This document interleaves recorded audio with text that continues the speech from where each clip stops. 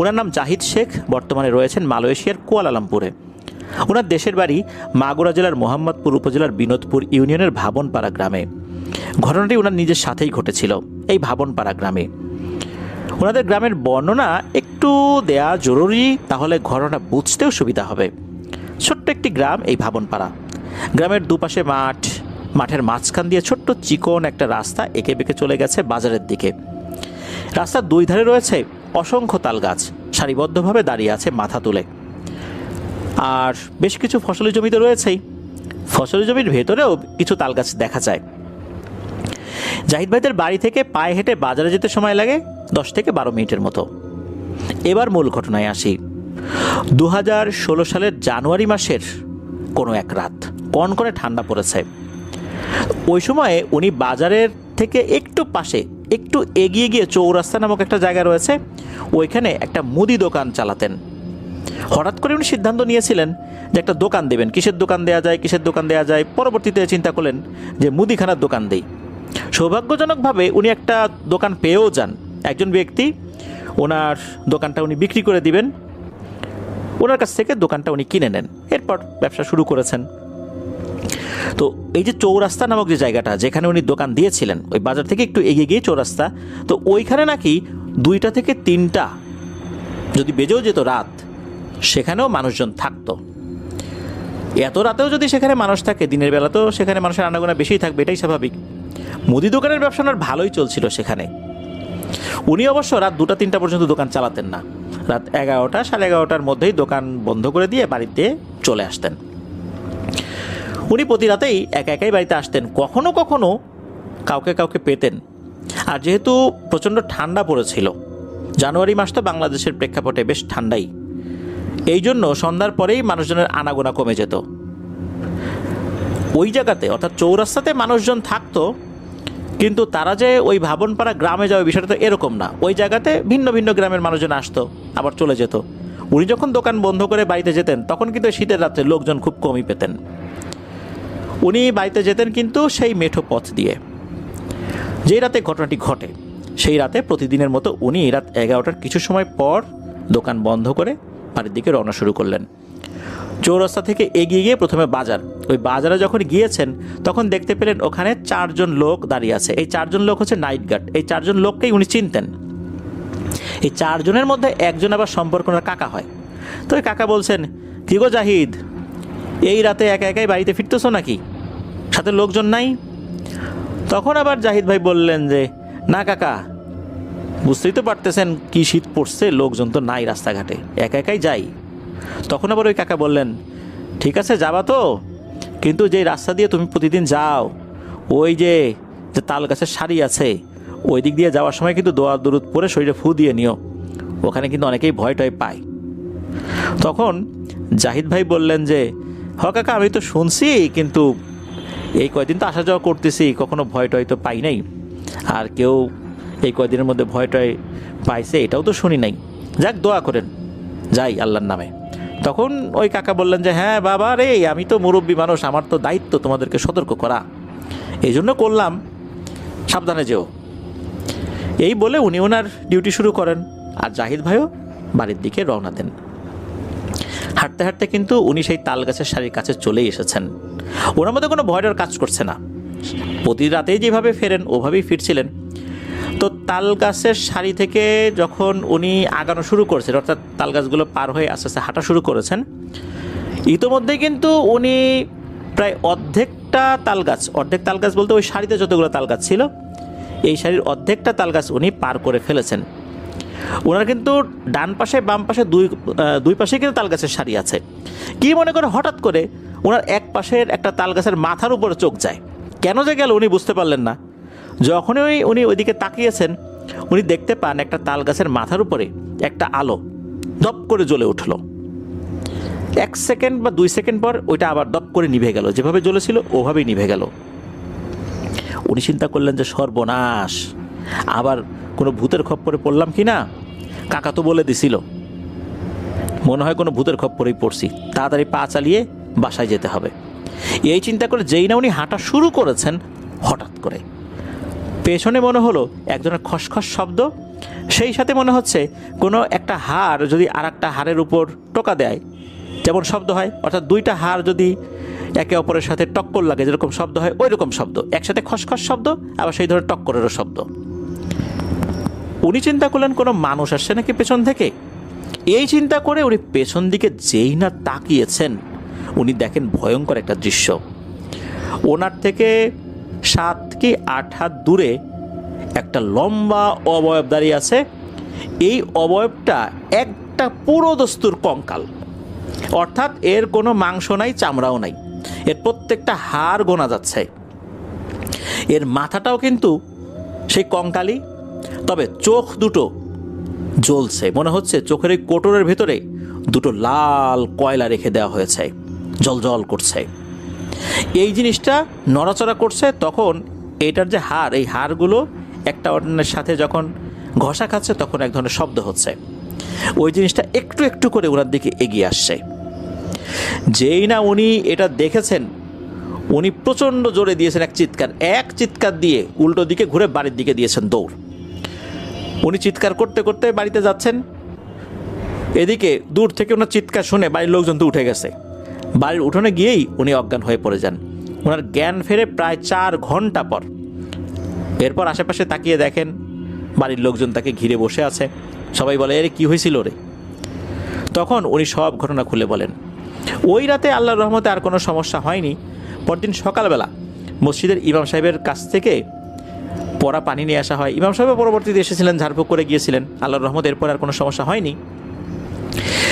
এই ঘটনার রহস্যটা কি, এটা জানার জন্য পরবর্তীতে এই জাহিদ ভাই বড় ভিটাপাড়া নামক একটা জায়গা রয়েছে ওনাদের এলাকায়, সেখানে হাশেম কবিরাজ আছে, সম্পর্কে ওনার কাকা হন আর কি। তো তার কাছে উনি যান, গিয়ে এই পুরো ঘটনা খুলে বলেন। তখন কাকা একটা তথ্য জানান, সেটা হচ্ছে এই যে জিনিসটা ওনাকে ভয় দেখিয়েছিল, এটা মূলত একটা গেছো ভূত, ওই তাল গাছের গেছো ভূত। সে নাকি কখনো কখনো মানুষের সামনে পড়ে যায়, তবে কারো ক্ষতি করে না। অনেকদিন ধরে ওই এলাকায় আছে। মাঝে মাঝে তার বিরক্ত হলে সে কখনো ভয় টয় দেখায়, তবে এমন ভয় দেখায় না যাতে করে মানুষ অজ্ঞান হয়ে যেতে পারে, তবে সে মারা যাবে এমনটা না। এখন পর্যন্ত তার ভয়ে কেউ মারা যায়নি। মাঝে মাঝে সে বিরক্ত হলে এরকম কাজটা করে আর কি। এখন কি কারণে ওই সময় বিরক্ত হয়েছিল এটা তো বলা যাবে না, তবে ভবিষ্যতে যদি কখনো সামনে পড়েও যায়, এটা নিয়ে ভয় পাবার কিছু নেই। ভয় লাগলেও আস্তে করে সাইড কাটায় চলে আসতে হবে, ও কিছুই বলবে না। ওই তাল গাছের যে গেছো, এই গেছো ভূতটা নাকি এখনও আছে। ওটাকে দেখেই মানুষ মাঝে মাঝে ভয় পেয়েছে, তবে ওই ভয়ে এখন পর্যন্ত মারা যাবার রেকর্ড পাওয়া যায়নি, এমনটাই জানিয়েছেন জাহিদ ভাই। ধন্যবাদ জানাচ্ছি জাহিদ ভাইকে প্রবাস জীবনে থেকেও আমাদেরকে কষ্ট করে ঘটনা লিখে পাঠানোর জন্য। আশা করি আপনার কাছ থেকে আরও অনেক ঘটনা ইনশাল্লাহ আমরা এভাবেই পেতে থাকব।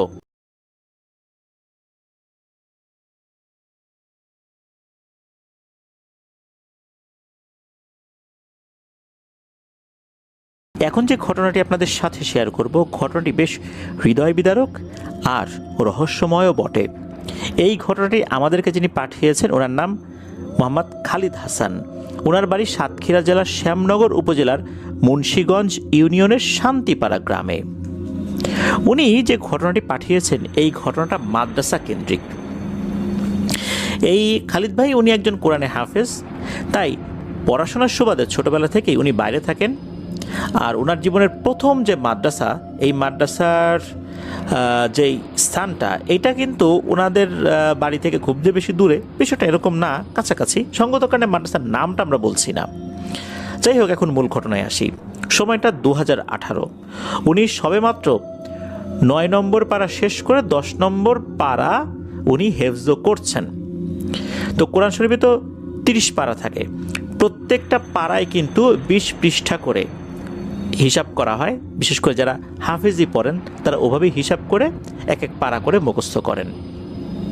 তো ওভাবেই উনি 9 পারা শেষ করেছেন। 10 নম্বর পারা তখন ওনার পড়া হচ্ছিল। তো 10 নম্বর পারার 9 পৃষ্ঠাও ওনার মুখস্থ হয়ে গেছে। 10 নম্বর পৃষ্ঠা উনি তখন মুখস্থ শুরু করেছেন আর কি। তো ওনার এক সহপাঠী ছিল, তার আবার 1 পারা আগানো ছিল। এই যে খালিদ ভাই, ওনার তো 9 পারা মুখস্থ হয়েছে, তার 10 পারা মুখস্থ হয়ে গিয়েছিল। এই ছেলেটার নাম ছিল মোহাম্মদ ওসামা। ঘটনাটা মূলত এই ওসামাকে নিয়েই। ওসামার বাড়ি ছিল ফরিদপুর জেলার কোন একটা গ্রামে, ঠিক কোন গ্রামে এটা অবশ্য খালিদ ভাই বলতে পারেন নাই।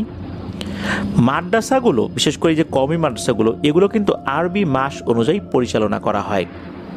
তাই সাধারণত রমজান মাসে ছুটি হয়ে যায়, সবাইকে রমজান মাসে ছুটি দিয়েও দেওয়া হয়।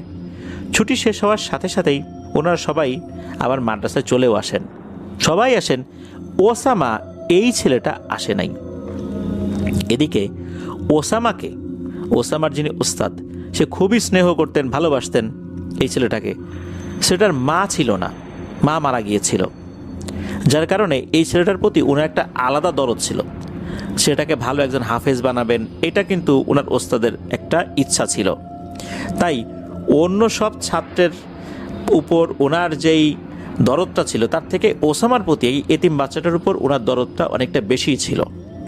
শাসনটাও বেশি ছিল, দরদও বেশি ছিল। নিজের ছেলের মতো করেই উনি ওই ওসামাকে দেখতেন। ছেলেটা আসছে না, হুজুর অনেকবার যোগাযোগের চেষ্টা করেন, আসবে না আসবে না, বলে যে আমি মাদ্রাসায় পড়বো না, কিছুতেই সে মাদ্রাসায় আসবে না। কি আর করা, হুজুর নিজেই চলে গেলেন। তখন ছেলেটাকে অনেক বুঝিয়ে শুনিয়ে অনুরোধ করে মাদ্রাসায় নিয়ে আসেন। মাদ্রাসায় আসার পরেও সে মোটেও পড়ায় মনোযোগ বসাতে পারছিল না। সে পড়ে কোনো কিছুই মুখস্থ রাখতে পারে না, কিচ্ছু মুখস্থ করতে পারে না। সারাদিন তাকে যদি জোর করে বসিয়েও রাখা হয়, তারপরও সে কোনো কিছুই সেভাবে মনে রাখতে পারছে না। এমনকি সে যে 10 পারা তেলাওয়াত করেছে, অর্থাৎ সে যে মুখস্থ করেছে, এই 10 পারা সে কোনোভাবেই আর বলতে পারে না। এটা একটা বড় সমস্যা হয়ে দেখা দিল। মাত্র 1 মাসে, এই রমজান মাসে, সে সব ভুলে গেছে। হুজুর চিন্তা করলেন যে এমন তো হওয়ার কথা না, অনেক ছোট ছোট সূরাও সে বলতে পারছে না, এটা কেমন কথা। হুজুর বেশ চিন্তিত হয়ে পড়লেন। উনি চিন্তা করলেন যে ওসামার যেহেতু মা জীবিত নেই, ও মানসিকভাবে হয়তোবা বেশ পেরেশানিতে আছে।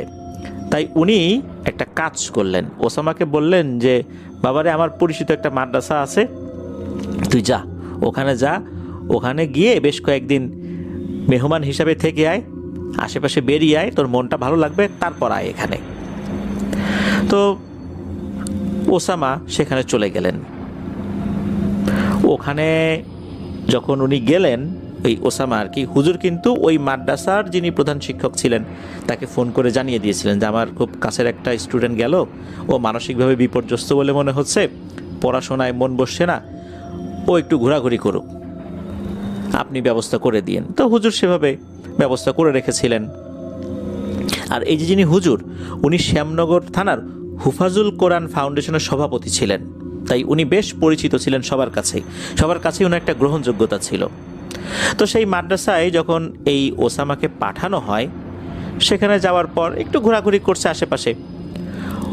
ওখানে যাওয়ার পর সে কি করছে, একটা মেমোরি বক্স ছিল, ওই মেমোরি বক্সে গান ডাউনলোড দিয়ে গান শোনা যেত, মানে অডিও আর কি। সে এরকম একটা বক্স নিয়ে বিলের ভিতর গিয়ে রাতের বেলা বসে বসে গান শুনছে।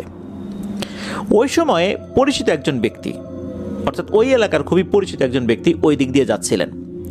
তো ছেলেটাকে দেখার পর উনি তো চিনতে পারছেন না।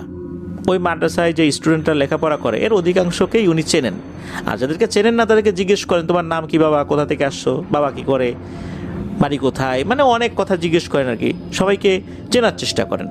তো এই ছেলেটাকে উনি আগে কখনো দেখেননি, না দেখার কারণে উনি প্রশ্ন করলেন যে এই বাবা তোমার নাম কি, কোথা থেকে আসছো। তো সে বলে যে আমার বাসা ফরিদপুর। তখন তার নামটাও বলে। তখন ওই লোকটা বলে তুমি কি এই মাদ্রাসায় ভর্তি হয়েছো? তখন ওসামা বলে যে না, আমি তো এই মাদ্রাসায় ভর্তি হইনি, আমি বেড়াতে আসছি।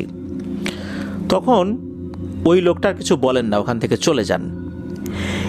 এই যে যেই ব্যক্তি, এই ব্যক্তি আবার ওসামা যে মাদ্রাসায় লেখাপড়া করে সেই মাদ্রাসার প্রধান শিক্ষকের পূর্ব পরিচিত ছিলেন।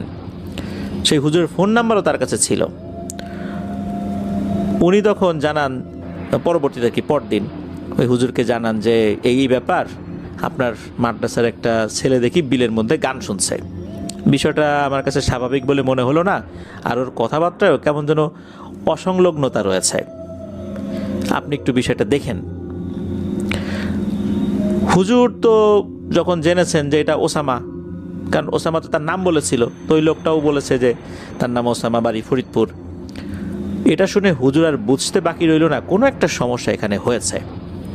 হুজুর সাথে সাথে ওই মাদ্রাসার প্রধান শিক্ষককে ফোন করে বলে দেন যে ওসামাকে আপনার কাছে এখন আর রাখার দরকার নাই, ওকে মাদ্রাসায় পাঠিয়ে দেন, বলেন যে আমি ওকে যেতে বলছি। তখন ওই হুজুর ওসামাকে আবার আগের মাদ্রাসায় পাঠিয়ে দেন। মাদ্রাসায় ওসামা এসে পৌঁছায় আসরের নামাজের পর। তো আসরের নামাজের পর কিন্তু ছাত্ররা আশেপাশে ঘোরাঘুরি করে, খেলাধুলা করে, ওই সময় তো আর লেখাপড়া হয় না, সব জায়গাতেই একই নিয়ম আর কি। ওই সময় আবার মাদ্রাসার ভেতরে ছিলেন এই খালিদ ভাই। ওনার আবার খেলতে এতটা ভালো লাগতো না। উনি মাদ্রাসার সামনে দাঁড়িয়ে আছেন, তখন ওসামা সবেমাত্র এসে নেমেছে। হুজুর ওসামাকে দেখে বলে, ওসামা তুই ভেতরে আয়। হুজুরের কথা মতো ওসামা মাদ্রাসার ভিতরে গেল। তখন হুজুর তাকে সরাসরি জিজ্ঞেস করলো, এই মেমোরি বক্সটা কোথায়, বের কর। উত্তরে ওসামা বলল, কিসের মেমোরি বক্স, আমার কাছে তো কোনো মেমোরি বক্স নেই।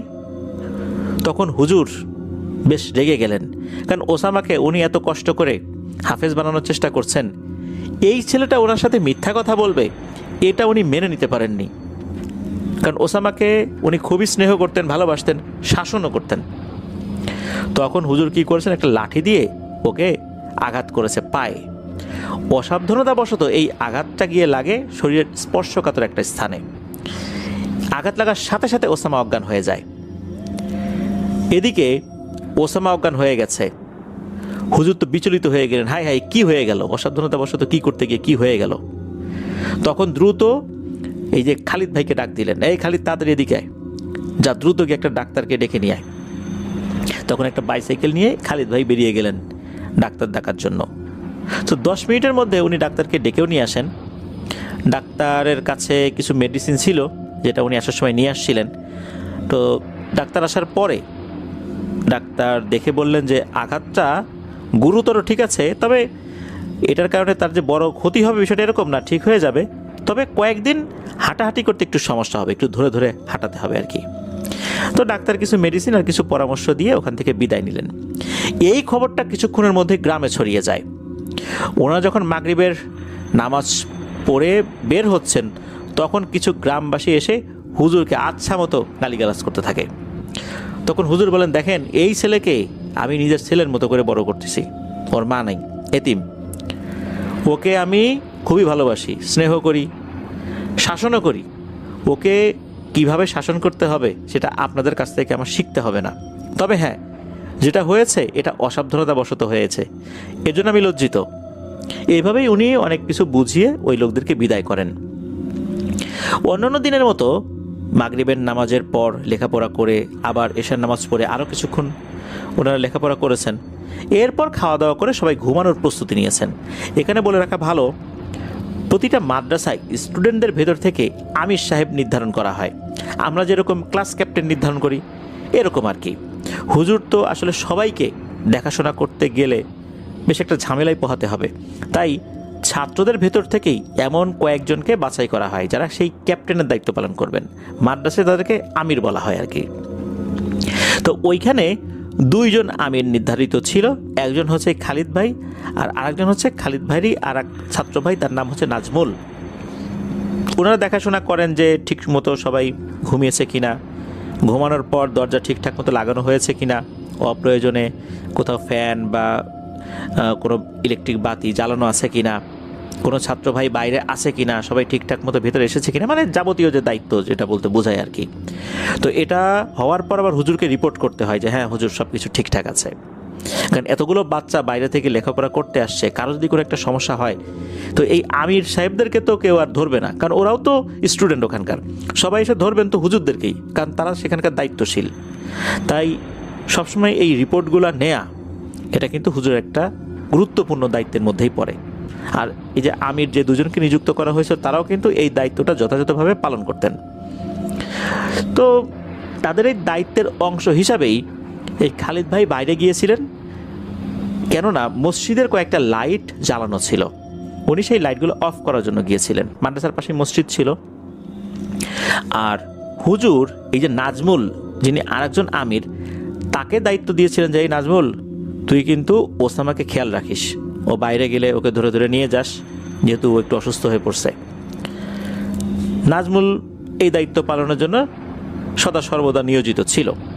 এদিকে এই খালিদ ভাই মসজিদের লাইট বন্ধ করে যখনই মাদ্রাসার উদ্দেশ্যে রওনা দিয়েছেন, তখনই গ্রামের একটা লোকের সাথে তার দেখা হয়ে যায়। সে এই মাদ্রাসা আজকে কী ঘটেছে সেই বিষয়ে প্রশ্ন করে, তো তাকে সব কিছু খুলে বলেন। তো এ সমস্ত কথাবার্তা বলতে বলতে একটু দেরি হয়ে যায় আর কি। উনি যখন মাদ্রাসার ভেতরে আসেন তখন দেখা যায় যে সবাই লাইট বন্ধ করে ঘুমিয়ে পড়েছে। উনিও বিলম্ব না করে নিজের বিছানা গুছিয়ে শুয়ে পড়লেন। কতক্ষণ ঘুমিয়েছেন বলতে পারেন না। ওনার ঘুম ভাঙে বিছানার উপর লাঠির আঘাতের শব্দে। উনি মশারির ভেতর থেকে মুখ বের করে দেখেন কিছু ছাত্ররা গোল হয়ে বসে আছে আর মাঝখানে হুজুর। তখন খালিদ ভাই চিন্তা করলেন ওরা হয়তোবা শুয়ে শুয়ে কথা বলছিল, তাই হুজুর শুনে ফেলেছে, এই জন্য ওদেরকে ডেকে বিচার করছে। আর একবার চিন্তা করলেন যে এত রাতে তো হুজুর বিচার করেন না, ওই সময় ধমক টমক দিয়ে চুপ করিয়ে দেন, পরে হয়তো বিচার করেন। কিন্তু এত রাত্রে অন্যদের ঘুম নষ্ট করে তো হুজুর বিচার করবেন এমনটা নর্মালি হয় না, বা হুজুর এটা করেনও না। কিন্তু ঘটনাটা কি? উনি চিন্তা করলেন যে থাক, এখন আর না উঠি, আমি ঘুমানোর চেষ্টা করি। এদিকে ওনার ঘুম কিন্তু আসছে না। একটা পর্যায়ে কি আর করা, মশারি থেকে বের হয়ে আস্তে আস্তে হুজুরের সামনে গিয়ে দাঁড়ালেন। গিয়ে যেটা দেখতে পেলেন সেটা তো নিজের চোখকেও বিশ্বাস করতে পারছিলেন না। গিয়ে দেখেন যে ওসামা দাঁড়িয়ে আছে। ওসামাকে দাঁড়িয়ে থাকতে দেখে উনি বেশ অবাক হয়েছেন, কারণ যে ছেলেটা বিকেল থেকে পাই নাড়াতে পারছিল না, সে কিভাবে দাঁড়িয়ে থাকতে পারে।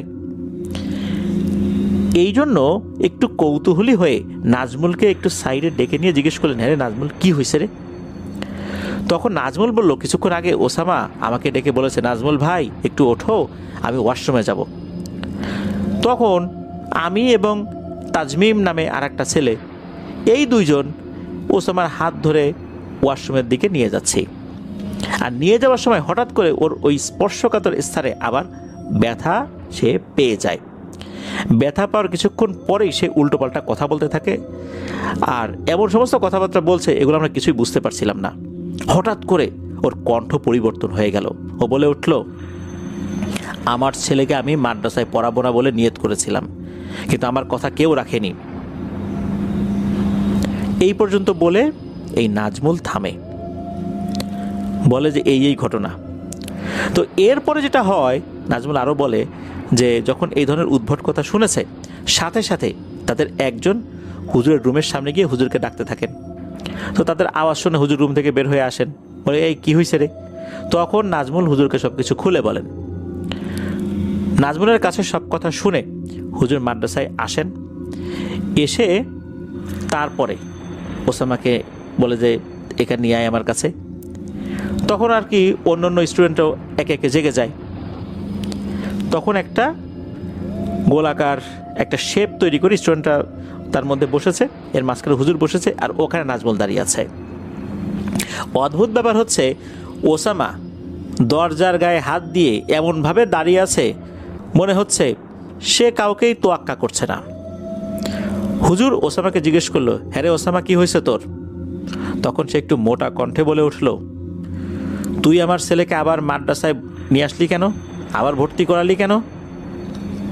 এই কথা শুনে হুজুর আর বুঝতে বাকি রইল না, কারণ এই ধরনের ব্যবহারের সাথে হুজুর খুবই পরিচিত, কেননা উনি বিভিন্ন সময় এই জিন ভূতের রুকিয়া করেছেন।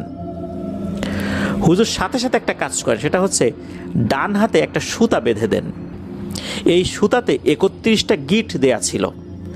কোরআনের সূরা আর রহমানের একটা নির্দিষ্ট আয়াত 31 বার পড়েছেন, প্রত্যেকবার সেটাতে গিট দিয়েছেন। এই জিনিসটা তার হাতে যখনই বেঁধে দিয়েছেন, সে তো হাতে বাঁধবে না, জোর করে বেঁধে দেওয়া হয়। এরপর যেটা হয় সেটা হচ্ছে এই ওসামা খুব রাগান্বিত হয়ে যায়। যে সুতাটা বেঁধে দিয়েছিলেন 31টা গিট দিয়ে, এটার একটা বিশেষত্ব ছিল। এটা বেঁধে দেওয়ার সাথে সাথে যত শক্তিশালী জিনই হোক না কেন, ওই শরীর থেকে নাকি বের হতে পারবে না যতক্ষণ না পর্যন্ত ওই সুতাটা না খোলা হয়। যখনই ওটা বেঁধে দেওয়া হয়েছে, ওসামা ছটফট করতে থাকে আর হুজুরের সাথে মারাত্মক বেয়াদবিমূলক আচরণ করতে থাকে। হুজুর বিশেষ একটা রুকিয়া শুরু করেন। তখন হাতে থাকা লাঠি দিয়ে উনি বিছানার উপর বারবার আঘাত করতে থাকেন আর দোয়া পড়তে থাকেন। এতে করে দেখা যায় যে ওসামা আরও বেশি রাগান্বিত হচ্ছে, ছটফট করছে। তার মানে হচ্ছে ওর শরীরের ভিতরে থাকা ওই জিনটা কষ্ট পাচ্ছে। তো এরকম তো হচ্ছে। একটা পর্যায়ে খুবই ভয়ঙ্কর কণ্ঠে ওসামা বলে ওঠে, এই হুজুর, তুই আমার ছেলেকে মাদ্রাসায় ভর্তি করিয়েছিলি, তুই জানতি আমার ছেলেকে আমি ডাক্তার বানাতে চেয়েছিলাম।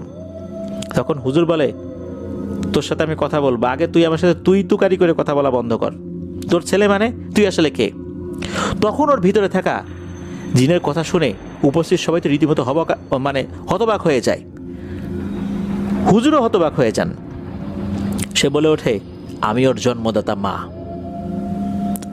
এই কথা শুনে হুজুর তো চমকে ওঠেন যে মা মানে?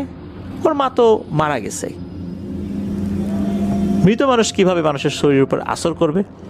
হুজুর বুঝতে পারে নিশ্চয়ই ওর মায়ের সাথে এমন কোন একটা জিন ছিল, ওর মায়ের মৃত্যুর পর ওই জিনটা ওসামার উপর নজর রেখেছিল। আসলে ওসামার মায়ের কি হয়েছিল সেটাও একটু জানা দরকার। শোনা যায় 2007 সালে ওসামার মা উনি খুবই মনোকষ্টে আত্মহত্যা করেছিলেন। কেননা ওসামার বড় ভাইয়ের বিয়ে হবার পর পারিবারিকভাবে বেশ কিছু সমস্যা দেখা দেয়। ওসামার ভাবি ছিল প্রচণ্ড রাগী এবং হিংসুটে মহিলা। ওসামার মায়ের সাথে খুবই খারাপ আচরণ করত, এমন বাজে আচরণ করত যে ওসামার মা কয়েকবার আত্মহত্যা করার চেষ্টা করেও এই ওসামার কথা চিন্তা করে আর আত্মহত্যা করেননি। তবে বারবার এত অপমান অপদস্থ হতে হতে ওনার মনটা একদম বিষিয়ে যায়। যেদিন ওর আম্মু সুইসাইড করে সেদিন নাকি সকালবেলা নিজের হাতে ওসামাকে গোসল করিয়ে দিয়েছিল, ভাতও খাইয়ে দিয়েছিল, তারপর স্কুলে পাঠিয়ে দেয়। এরপর কান্না করতে থাকে। এরপর বাড়িতে থাকা বিষ খেয়ে, যেই বিষগুলো কৃষি জমিতে ছেটানো হতো, এরকম বিষ খেয়ে উনি আত্মহত্যা করেন। তো উনি তো মারা গিয়েছেন। এখন ওসামার শরীরে কে? হুজুর বুঝে ফেলেছেন যে ঘটনাটা আসলে কি। তখন হুজুর বলেন যে, দেখ, আমি কিন্তু বুঝতে পারছি তুই আসলে কি। আমাকে ওসামার মা বলে ধোকা দেবার চেষ্টা করিস না। এখন তুই কি চাস সেটা বল। তখন ওই জিনটা বলে ওঠে, আমি চাই ও মাদ্রাসায় না পড়ুক, এটাই আমার চাওয়া। তখন হুজুর বলে, তোর এই চাওয়া পূর্ণ হবে না। তখন নাকি ওসামার ভেতর থেকে ওই জিনটা বলে ওঠে, তোর চাওয়াও পূর্ণ হবে না, কেননা আমার যা করার দরকার আমি করে দিছি। ও যে 10 পারা মুখস্থ করছে ও কিচ্ছু বলতে পারবে না।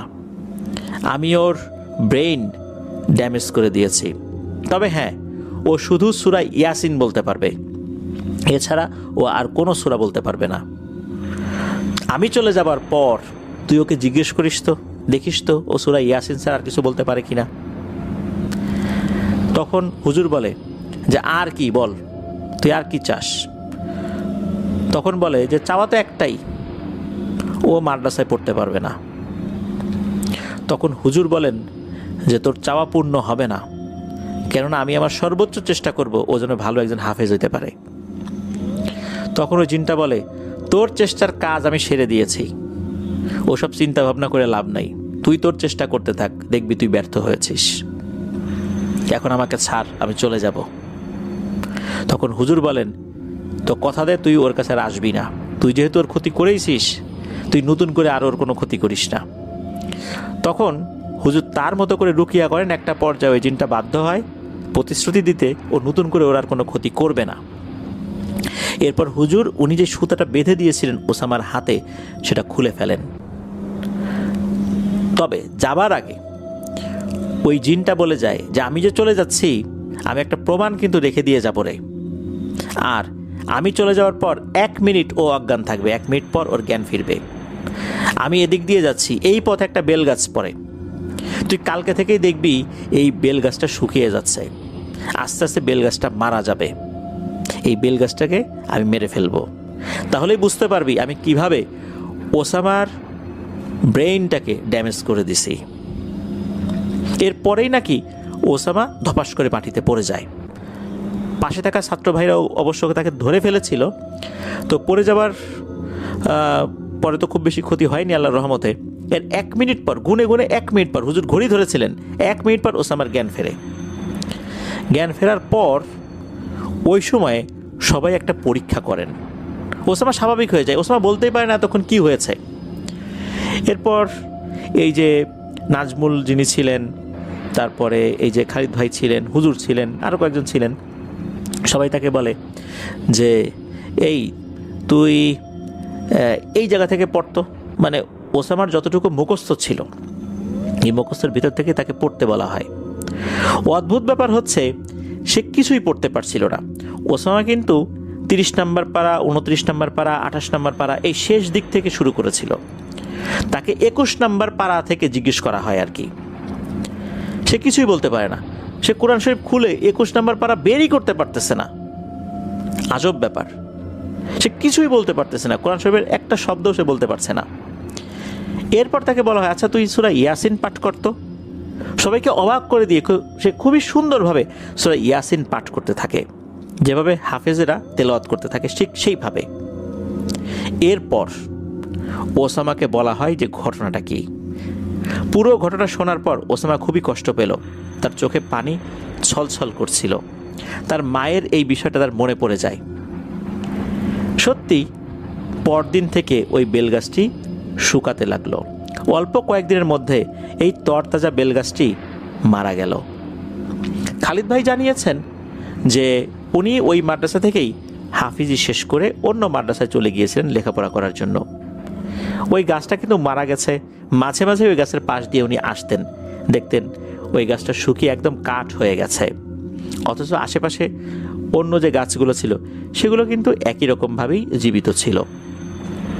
এই যে আমরা নাজমুলের কথা বললাম, এই নাজমুল এই ঘটনার 3 বছর পর ভয়ঙ্করভাবে তার মৃত্যু হয়। এই মৃত্যুটা খুবই রহস্যময় ছিল। এই মৃত্যুকেন্দ্রিক যে ঘটনাটি আছে এটা খালিদ ভাই পরবর্তীতে আমাদেরকে পাঠাবেন বলে জানিয়েছেন। আর ওসামার আর লেখাপড়া হয়নি, এভাবেই সে জীবন পার করছে। ওসামা সম্পর্কে আরও বিস্তারিত জানার আমরা চেষ্টা করবো ইনশাল্লাহ পরবর্তীতে। ধন্যবাদ জানাচ্ছি খালিদ হাসান ভাইকে ওনার পাঠানো ঘটনার জন্য।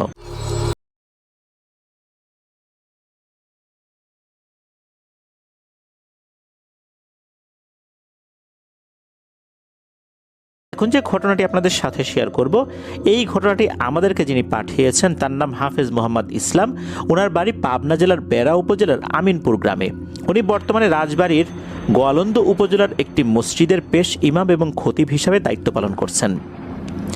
উনি যে ঘটনাটি আমাদেরকে দিয়েছেন এই ঘটনাটি কয়েক বছর আগে ঘটেছিল 2023 সালে। আর যার সাথে ঘটেছে তার নাম হচ্ছে সবুর উদ্দিন, যাকে উনি কাকা বলে সম্বোধন করেন। তার বাড়ি এই মোহাম্মদ ইসলাম ভাইয়ের যে গ্রাম আমিনপুর, এই আমিনপুর গ্রামের পাশের গ্রাম দাতিয়াতে। উনি তখন ওই দাতিয়া মসজিদে ইমাম হিসাবে দায়িত্ব পালন করছিলেন। সবুরউদ্দিন কাকা উনি দাতিয়া গ্রামের পরিচিত একজন মানুষ। ওনার বয়স 50-52। উনি পেশায় একজন ভ্যান চালক। দিনের বেলাতে উনি ঘুমান আর রাত নামলেই ভ্যান নিয়ে বের হন। রাতের বেলায় রাস্তায় ভাড়াটা বেশি পাওয়া যায়, আয়ও ভালো হয়। যে রাতে ঘটনাটি ঘটে ওই রাতটা ছিল ভয়ঙ্কর এক গরমের সময়। এমন গরম পড়েছে ওই রাতে ঘুমানোই মুশকিল। আর ওই সময় আমের ভরা মৌসুম। রাত তখন অনেকই হয়েছে, চারদিকে নিস্তব্ধ, কেবল ঝিঝি পোকার শব্দ আর দূরে কুকুর আর শেয়ালের শব্দ শোনা যাচ্ছে। কুকুর এক পাশ থেকে ডেকে উঠলে দূরে শেয়ালও ডেকে ওঠে, আবার শেয়াল ডেকে উঠলে বিভিন্ন জায়গায় থাকা কুকুরগুলোও ডেকে ওঠে। এদের শব্দ ছাড়া আশেপাশে আর কোনো শব্দ পাওয়া যাচ্ছিল না। সবুরউদ্দিন কাকা ভ্যান চালাতে চালাতে পৌঁছান আমিনপুর বটতলা এলাকায়। এই যে জায়গাটা, এইখানে এমনিতেই লোকজন ভয় পায়। এক পাশে একটা হিন্দু বাড়ি রয়েছে, অন্য পাশে বড় বড় গাছ।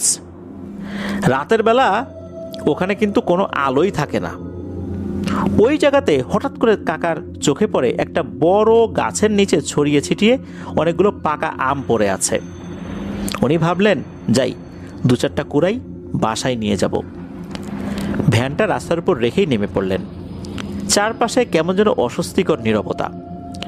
আম কুড়াতে কুড়াতে হঠাৎ করে মনে হলো কারো গরম নিঃশ্বাস ওনার পেছনে পড়ছে, অর্থাৎ গরম নিঃশ্বাস এমনভাবে পড়ছে, ওই গরম নিঃশ্বাস ওনার শরীরে এসে ধাক্কা দিচ্ছে। উনি ভয়ে ঘাড় ঘুরিয়ে তাকাতেই দেখেন ওনার ঠিক পেছনে না, ওই যে উনি রাস্তার উপর ভ্যানটা রেখে আসছেন, ওই ভ্যানের উপর একজন লোক বসে আছে। এত দূর থেকে কি কারো নিঃশ্বাস শরীরে আসে লাগে? উনি খেয়াল করলেন এই লোকটার শরীরে কোনো কাপড় চোপড়ই নাই। লোকটা পাগল পাগল বলে মনে হচ্ছে, তবে তার শরীরটা অস্বাভাবিক রকমের সাদা। অনেকে সেতী রোগ যদি কারো হয় আর কি, অনেকের তাদের শরীরটা যখন সাদা হয়ে যায় ওই রকম আর কি। আর এর চোখ দুটো কেমন যেন জল জল করছে। রাতের বেলা কুকুর বিড়ালের চোখগুলো যেরকম জল জল করে আলো পড়লে, মনে হচ্ছে আলো ছাড়াই তার চোখ দুটো জল জল করছে। কাকা যেন মুহূর্তেই জমে গেলেন, গলা দিয়ে কোনো শব্দই বের হচ্ছে না। উনি এমনভাবে জমে গিয়েছেন যে নড়াচড়াও করতে পারছেন না। তবে একটা পর্যায়ে সাহস সঞ্চয় করে জিজ্ঞেস করেন, আপনি কে? তখন ওই লোকটা ভয়ঙ্কর গম্ভীর আর কাঁপুনি দেয়ার মতো কণ্ঠে বলে ওঠে, এই ভ্যান চালা। জাস্ট এতটুকুই বলেছে। কাকার তো বুক ধরফর করতে লাগলো, কি করবেন না করবেন। উনি আর কথা বাড়ালেন না, শরীরে একটু শক্তি ফেরত পেলেন। উনি দ্রুত ভ্যানে উঠলেন আর চালাতে শুরু করলেন। ভ্যান চলতে শুরু করলো। ওই লোকটা কিন্তু নামলো না, চুপচাপ পেছনে বসে আছে। কাকা দাতিয়া গ্রামের দিকে যাচ্ছেন। পাকা রাস্তার উপর দিয়ে রেল লাইনের ব্রিজ আছে। ওই ব্রিজের ওখানে একটা বৃদ্ধা মহিলা নাকি কাটা পড়ে মারা গিয়েছিল। ওখানে অনেকেই ওই লাশটা দেখতে গিয়েছিলেন, তার মধ্যে এই যে মোহাম্মদ ইসলাম ভাইও ছিলেন। খুব বিভৎস অবস্থা ছিল সেই লাশের। ওখান দিয়ে যখন যাচ্ছিলেন তখন কাকা উনি দেখেন ব্রিজের নিচে অনেকগুলো আম পড়ে আছে। ওনার মাথা তো ঠিক কাজ করছে না, এদিকে ভয়ও পাচ্ছেন, পেছনে রহস্যময় একটা অবয়ব বসা, আবার আম পড়ে আছে। এটা লোভ আর ভয় একই সাথে কাজ করছে। উনি চিন্তা করলেন যে নামি না, কটা আম কুড়িয়েই আসি। ওখান থেকে তো আম তুলতে পারলাম না, কোত্থেকে এক উপদ্রব উঠে ভ্যানের উপরে বসছে। এটা কি মানুষ না অন্য কিছু তাও বুঝতে পারতেছি না। উনি ভ্যান থামিয়ে নামবেন কেবল, হঠাৎ করে ওই অবয়বটা কাকার হাত চেপে ধরে। গরমের রাত, কিন্তু এই জিনিসটার হাত ছিল বরফের মতো ঠান্ডা। কাকা ভয়ে চিৎকার করে উঠলেন। তখন ওই লোকটা বলে, এই চুপ, চিৎকার করিস কেন, একদম চুপ, খবরদার ওই আম নিস না, ওই আমে হাত দিবি না কিন্তু, তাহলে কিন্তু তোর সমস্যা হবে, ভ্যান চালা। এভাবে বলেছে। এরপরই কাকা তো ভ্যান চালানো শুরু করেছেন। এদিকে ভয়ে ওনার পা আগাতেই যাচ্ছে না। উনি যে ভ্যানের যে পায়ে প্যাডেল মারবেন, এই প্যাডেল মারতে গিয়ে ওনার পা বারবার স্লিপ করছিল। পেছন থেকে এক ধরনের গোংরানির শব্দও আসছিল, আর এমনভাবে জোরে জোরে নিঃশ্বাস নিচ্ছে, মনে হচ্ছে কোনো ষাঁড় গরু যেভাবে রেগে গেলে নিঃশ্বাস ছাড়ে ওই রকম শব্দ হচ্ছে পেছন থেকে। এবং এই নিঃশ্বাসের ধাক্কা, এই গরম বাতাস তার পিঠে এসে লাগছে। কাকা তো ভ্যান চালাচ্ছেন, শরীর কাঁপছে, হাত পা অবশ হয়ে যাচ্ছে। শেষমেশ অনেক কষ্টে দাতিয়া যে গ্রামটা, এর মোটামুটি কাছাকাছি চলে আসছেন। রাস্তার সাথেই ওনার বাড়ি। নিজের বাড়ির কাছাকাছি এসে কাকা বলেন, আমি আর যাব না, আপনি নামেন। তখন ওই অবয়বটা বলে, আর একটু এগিয়ে দেয় আমাকে, তোর জন্য ভালোই হবে। তখন কাকা কাপা কাপা গলায় বললেন, না আর যাব না, আমার খুব ভয় লাগছে, আমি আর যাব না। তখন দেখা গেল ওই লোকটার চেহারায় একটু নমনীয়তা আসছে। ওই লোকটা গম্ভীর কণ্ঠে বলে উঠল, আর কখনো এত রাত্রে এই সমস্ত জায়গায় একা একা ভ্যান চালাবি না, আর এই আম কাঁঠাল এগুলো দেখে লোভ করিস না। অনেক সময় এগুলো কিন্তু একটা ফাঁদ হয়, তুই কিন্তু ধরতে পারিস নাই। এই কথা বলেই নাকি তার চোখের সামনে নিমেষেই মিলিয়ে গেল ওই অবয়বটা, যেটা কখনো ছিলই না। সবরুদ্দিন কাকা এমন ভয় পেয়েছেন, দৌড়ে ঘরে ঢুকে পড়েছেন। শরীর দিয়ে দরদর করে ঘাম বেরোচ্ছে, এদিকে তার শরীরে কাঁপুনি দিয়ে জ্বরও উঠেছে, একই সাথে ঘাম আর জ্বর। উনি ওনার স্ত্রীকে ডেকে তুলে সব ঘটনা বললেন। পরদিন সকালবেলা এই সবরুদ্দিন কাকার ছেলে এই মোহাম্মদ ইসলাম ভাইকে খবর দেন। উনি গিয়ে দেখেন যে কাকার গায়ে প্রচণ্ড জ্বর তো এসেছেই, চোখেও ভয়, সব কিছু খুলে বললেন উনি। তো এরপর উনি ঝাড়ফুঁক করে দিলেন, দোয়া পরে ফু দিলেন। কয়েকদিন পর আল্লাহর রহমতে উনি সুস্থ হয়ে উঠেছেন, এখনও উনি এই ভ্যানই চালান। তবে ওই রাত্রে ওই অবয়বটা হঠাৎ করে কোত্থেকে এলো? সে কি আসলে তাকে রক্ষা করার জন্য এসেছিল? ওই যে গাছের নিচে আম পড়েছিল, ওই আম তুললে কি সবুরউদ্দিন কাকার বড় ধরনের কোনো ক্ষয়ক্ষতি হতো? এটা কিন্তু সবুরউদ্দিন কাকা বুঝতে পারেননি। হয়তোবা ওই অবয়বটা তাকে উপকার করার জন্য এসেছিল। ওই অবয়বটা ভ্যানে ওঠার পর কিন্তু একবারের জন্য বলেননি যে সেই অবয়বটা কোথায় যাবে। সবুরউদ্দিন কাকা নিজে থেকেই উনি ওনার গ্রামের দিকে যাত্রা শুরু করেছিলেন। এরপর তো নিমিষেই মিলিয়ে গেল ওই অবয়বটা। আর মাঝখানেও কিন্তু ওই ব্রিজের নিচে আম দেখতে পেয়েছিলেন। আসলে আমটা ফাঁদই ছিল। আল্লাহর রহমতে উনি এই ফাঁদে পড়েননি। হয়তোবা ওই আম কোড়াতে গেলে বা তুলে আনলে বড় ধরনের বিপদের মুখোমুখি উনি হতেন। আল্লাহর অশেষ রহমতে তার একটা সৃষ্টি এসে সবিরউদ্দিন কাকাকে রক্ষা করেছিল। এটাই ছিল ঘটনা। ধন্যবাদ জানাচ্ছি মোহাম্মদ ইসলাম ভাইকে ওনার পাঠানো ঘটনার জন্য।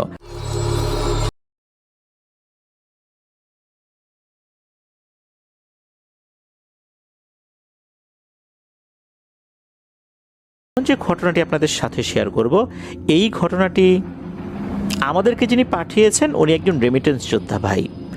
ওনার নাম ফারহান। উনি বর্তমানে রয়েছেন সৌদি আরবের আভা শহরে। ওনার বাড়ি মৌলভীবাজার জেলার রাজনগর উপজেলার উত্তরভাগ ইউনিয়নের সুরিখাল গ্রামে। ঘটনাটি উনি নিজেই প্রত্যক্ষ করেছেন। ঘটনাটির সময়কাল 2021 সালের নভেম্বর মাস। তখন উনি বাংলাদেশেই ছিলেন। ওনাদের একটা ছোট খাল ছিল, যে খালটি গ্রামের রাস্তার পাশেই। ওই খালে বেশ মাছ ছিল। ওনারা চিন্তা করলেন সেচ পাম্প লাগিয়ে দিয়ে পানি সেচ দিয়ে মাছ ধরব।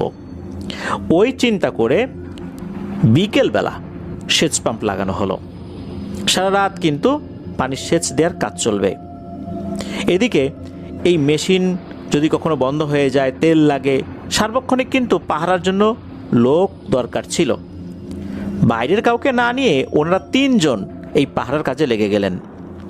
এই ফারহান ভাই আর ফারহান ভাইয়েরই আর একজন আত্মীয়, মামাতো ভাই আর কি, যার নাম রিয়াদ, আর এলাকার একজন বড় ভাই যার নাম হচ্ছে জুবেদ। বলে রাখা ভালো, ওই খালের ঠিক অপর প্রান্তেই ছিল পাঠা বলি দেওয়ার একটা স্থান। ওই পাশটাতে বেশ কিছু হিন্দু পরিবার ছিল। তো ওনারা ওনাদের বিভিন্ন রিচুয়ালগুলোর ক্ষেত্রে পাঠা যে বলি দেওয়ার প্রচলন রয়েছে, যেই রিচুয়ালের ক্ষেত্রে ওই সময় পাঠাগুলো ওই জায়গাতে বলি দেওয়ার একটা ব্যবস্থা রাখা হয়েছে। ওই জায়গায় নাকি অনেকেই ভৌতিক ঘটনার মুখোমুখি হয়েছেন। তবে এই যে ফারহান ভাই, যারা ওনাদের বয়সী যারা আছেন ওই এলাকায়, তাদের সাথে কখনো ভয়ের ঘটনা না ঘটার কারণে ওনারা কিন্তু এই বিষয়গুলো বিশ্বাস করতেন না।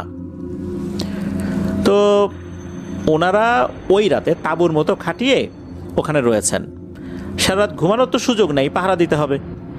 ঘুম যাতে না আসে এই জন্য ওখানে শুয়ে শুয়ে ওনারা ফোন চালাচ্ছিলেন। হঠাৎ করে একটা গ্রুম গ্রুম আওয়াজ ওনারা সবাই শুনতে পান। প্রথমে মনে হয় মেঘ ডাকছে। 3 জনই চমকে উঠলেন। এখন যদি মেঘ ডাকে আর বৃষ্টি হয় তাহলে তো সর্বনাশ হয়ে যাবে। কেননা এই খাল থেকে পানি সেচ দিয়ে অন্য জায়গায় পানি ফেলছেন। বৃষ্টি হলে তো এই খালে আবার পানি ভরে যাবে, তাহলে তো এই পুরো কাজটাই একদম মাঠে মারা গেল।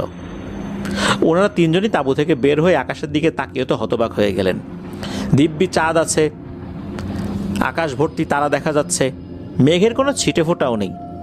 তাহলে এই শব্দটা কোথা থেকে এলো? ওনারা চিন্তা করলেন হবে হয়তো আশেপাশ থেকে আসছে আর কি। বিভিন্ন সময় দেখা যায় যে অনেকেই বড় বড় সাউন্ড বক্স বাজান অনেক দূরে দূরে, কিন্তু এত রাতের বেলা আর মনে এত রং ধরলো যে সাউন্ড বক্স বাজাবেন। চিন্তা করলেন যে হতেও পারে এরকম কিছু। ওনারা আবার ওনাদের তাঁবুর মধ্যে ঢুকে গিয়েছেন। এর কিছুক্ষণ পর আবার ওই একই শব্দ, জাস্ট কয়েকবার, এরপরই বন্ধ। এবার আর ওনারা বাইরে বের হলেন না। কিন্তু হঠাৎ করে এই যে আরেকজন ছিল রিয়াদ নামে, উনি খেয়াল করলেন এই যে জুবেদ ভাই আশেপাশে নাই। আরে উনি কোথায় গেল? তখন এই রিয়াদ মনে করেছে হয়তো জুবেদ ভাইয়ের প্রাকৃতিক ডাকের কোনো চাপ এসেছে, এই জন্য বাইরে গিয়েছে। কয়েক মিনিট চুপচাপ থাকার পর হঠাৎ করে এই রিয়াদের মনে কিন্তু একটা সন্দেহের উদ্রেক হলো যে জুবেদ ভাই না বলে চলে গেল, পাশাপাশি আছি, বিষয়টা কেমন না। এই চিন্তা করে এই যে যিনি রিয়াদ, উনি তাঁবু থেকে বাইরে বের হয়ে দেখেন এক অদ্ভুত দৃশ্য। ওই যেই খালটা, ওই খালের চতুর্দিকে কিন্তু সন্ধ্যার পর থেকেই মশালের মতো জ্বালিয়ে রাখা হয়েছিল। জুবেদ ভাই বাইরে বের হয়ে ওই মশালগুলো একে একে নিভিয়ে দিচ্ছেন, এক সাইড দিয়ে যাচ্ছেন, ওগুলো নিভিয়ে দিচ্ছেন। ঘটনাটা কি? এগুলো তো নিভিয়ে দেওয়ার কথা না, সে কেন এগুলো নিভিয়ে দিচ্ছে? আর ওদিকে যাওয়ার সে যে চিন্তা করলো, এই বিষয়টা তো তাদের কারোর সাথে শেয়ার করে নাই, তারা দুইজনই তো জেগে আছে। কেন জুবেদ ভাই কাউকে কিছু না বলে হঠাৎ করে এরকম একটা উদ্ভট কাণ্ড শুরু করলেন? তখন রিয়াদ যে কাজটা করেছে, সে তাড়াতাড়ি করে ওই দিকটাতে যাওয়া শুরু করেছে এবং পেছন থেকে আবার লাইটার দিয়ে মশালগুলো জ্বালিয়ে দিচ্ছে। যখনই আবার মশালগুলো জ্বালিয়ে দিচ্ছে, তখন এই জুবেদ ভাই রিয়াদের দিকে ভয়ঙ্কর রাগান্বিত চোখে তাকালেন। এমনভাবে তাকিয়েছেন মনে হচ্ছে এখনই রিয়াদকে উনি মেরেই ফেলবেন। আর জুবেদ ভাই কি করছেন, উনি তখন ফু দিয়ে পুনরায় এই মশালগুলো নিভানোর চেষ্টা করছেন। অদ্ভুত ব্যাপার হচ্ছে যে উনি যখন ফু দিয়ে নিভানোর চেষ্টা করছিলেন, তখন সেই গ্রুম গ্রুম আওয়াজগুলো মনে হচ্ছে শুরু হয়ে গেছে। উনি প্রতিবার ফু দিচ্ছেন আর গ্রুম গ্রুম আওয়াজ হচ্ছে। তখন আবার আর একটা ব্যাপার ওনার লক্ষ্য করলেন, বিশেষ করে এই যে রিয়াদ ভাই, উনি খেয়াল করলেন আশেপাশে থাকা যে গাছপালা রয়েছে, মনে হচ্ছে এই গাছপালাগুলো ভয়ঙ্করভাবে নড়াচড়া করছে। এটা যে ঝড়ো বাতাসে নড়াচড়া করছে বিষয়টা এরকম না, এই গাছগুলো ধরে কেউ ঝাঁকায়, খুব ভালোভাবে ঝাঁকায়। ওই গাছগুলো কিভাবে নড়াচড়া করবে? মনে হচ্ছে বাতাসে নড়ছে না, কেউ ঝাঁকি দিচ্ছে। মনে হচ্ছে অসংখ্য মানুষ একত্র হয়ে এক একজন এক একটা গাছ ধরেছে আর গাছ ঝাঁকাচ্ছে। আর কোনো মানুষ এত বড় বড় গাছ ঝাঁকি দিলেও এই গাছগুলো যে এইভাবে নড়বে এমনটা কিন্তু আশা করা যায় না। তাহলে এই গাছগুলো কে ঝাঁকাচ্ছে? আর হঠাৎ করে এরকম গ্রুম গ্রুম আওয়াজ আবার শুরু হয়ে যাবার কারণটা কি? ওই সময় এই রিয়াদ চিন্তা করলো যে ঘটনা তো ভালো না। তখন এই ফারহান ভাইকে ডাকাডাকি শুরু করেন, এই ফারহান ভাই তাড়াতাড়ি আসো ভাই, দেখো কি হচ্ছে এখানে। এদিকে ফারহান ভাই উনি তো মোবাইল চালাচ্ছিলেন, চিন্তা করলেন কী ব্যাপার, কী হলো, ওরা হঠাৎ করে এত রাতের বেলা চিৎকার চেঁচামেচি শুরু করলো কেন, মেশিনে কোনো প্রবলেম হয়েছে কিনা।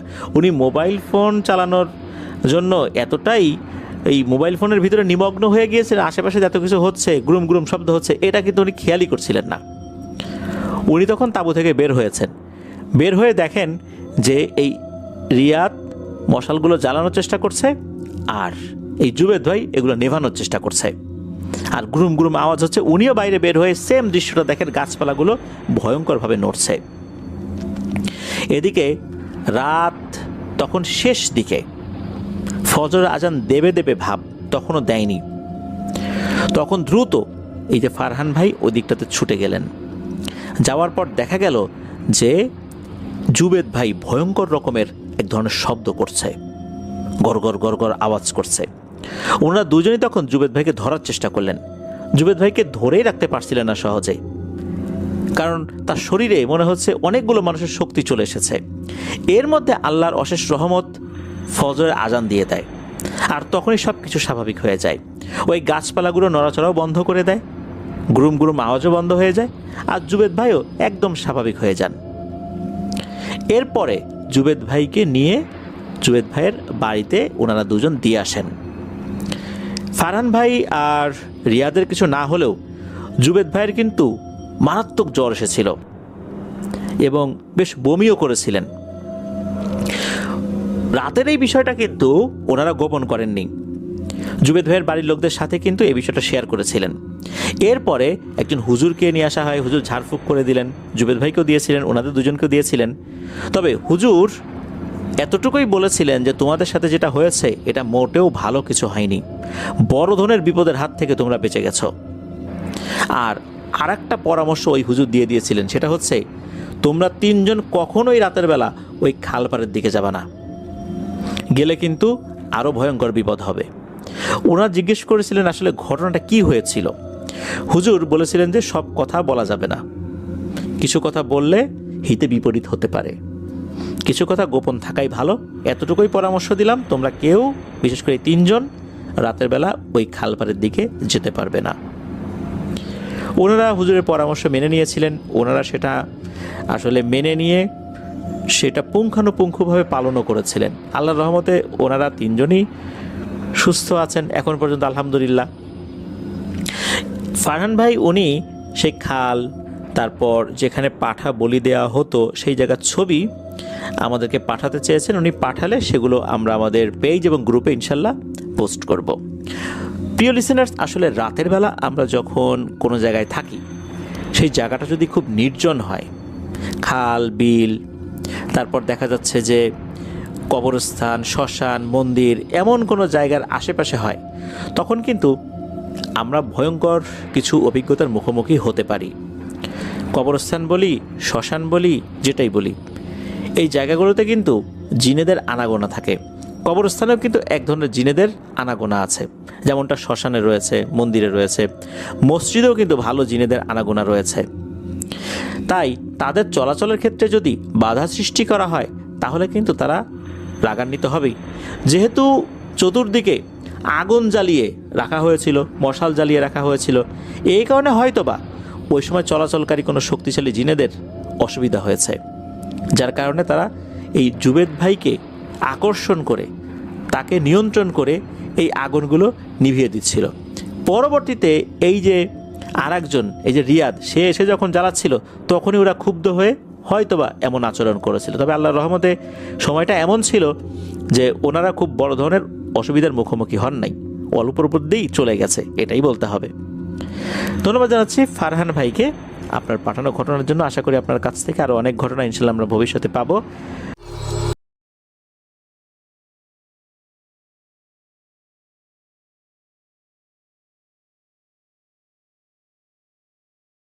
ঘটনায় এখন যে ঘটনাটি আপনাদের সাথে শেয়ার করবে, এই ঘটনাটি আমাদেরকে যিনি পাঠিয়েছেন তার নাম মোহাম্মদ সুমন মিয়া। পেশায় উনি একজন ফার্নিচার ডিজাইনার। ওনার বাড়ি পাবনা জেলার ফরিদপুর উপজেলার হাদল ইউনিয়নের ধানুয়াঘাটা গ্রামে। যে ঘটনাটি উনি আমাদেরকে পাঠিয়েছেন, এই ঘটনাটি ওনার বাবার সাথে ঘটেছিল 1995 কি 96 সালের দিকে। তখন ওনারা পরিবার সহ ঢাকার সাভারের নামাবাজার এলাকায় থাকতেন। ওনার বাবা কিন্তু খুব সাহসী একজন মানুষ। উনি ওই নামাবাজার এলাকায় একটি তেলের মিলে চাকরি করতেন। ওনার ডিউটি ছিল 2 ভাবে, 12 ঘন্টা করে। কখনো রাত 2টো থেকে পরদিন দুপুর 2টা পর্যন্ত, আবার 1 সপ্তাহ ডিউটির পর ডিউটি চেঞ্জ হতো, তখন দুপুর 2টো থেকে রাত 2টো পর্যন্ত। এইভাবে 2 জন ব্যক্তি শিফট চেঞ্জ করে 1 সপ্তাহ করে ডিউটি পালন করতেন। তো ঘটনাটা যেদিন ঘটে, অর্থাৎ শুরু হয়, তো একদিন রাত 2টোর দিকে উনি ডিউটি শেষ করে বাড়ির দিকে রওনা হয়েছেন। ওনার জায়গায় আরেকজন আবার চলে আসছে। তো ওনার ডিউটির স্থান থেকে বাড়ির দূরত্ব প্রায় 2 কিলোমিটার রাস্তা। এই রাস্তা দিয়ে বাড়িতে আসার সময় মাঝখানে একটা আশ্রম আছে হিন্দু সম্প্রদায়ের, যাকে সবাই আশ্রম নামেই অভিহিত করে, অর্থাৎ ওইটার নাম আশ্রম বলেই সবাই ডেকে থাকে। তো পূজার সময় ওখানে কিন্তু বিশাল মেলা হয়।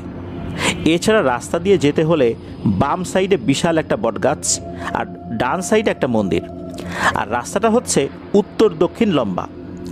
আশ্রমটা পার হলে নদী থেকে যেমন শাখা বের হয়, এরকম শাখা আসলে বলা যাবে না, এটা ছোট্ট একটা খালের মতো, আবার ড্রেনও যে বলা যাবে তাও না, ড্রেন থেকে একটু বড়, খাল থেকে একটু ছোট, এরকম আর কি।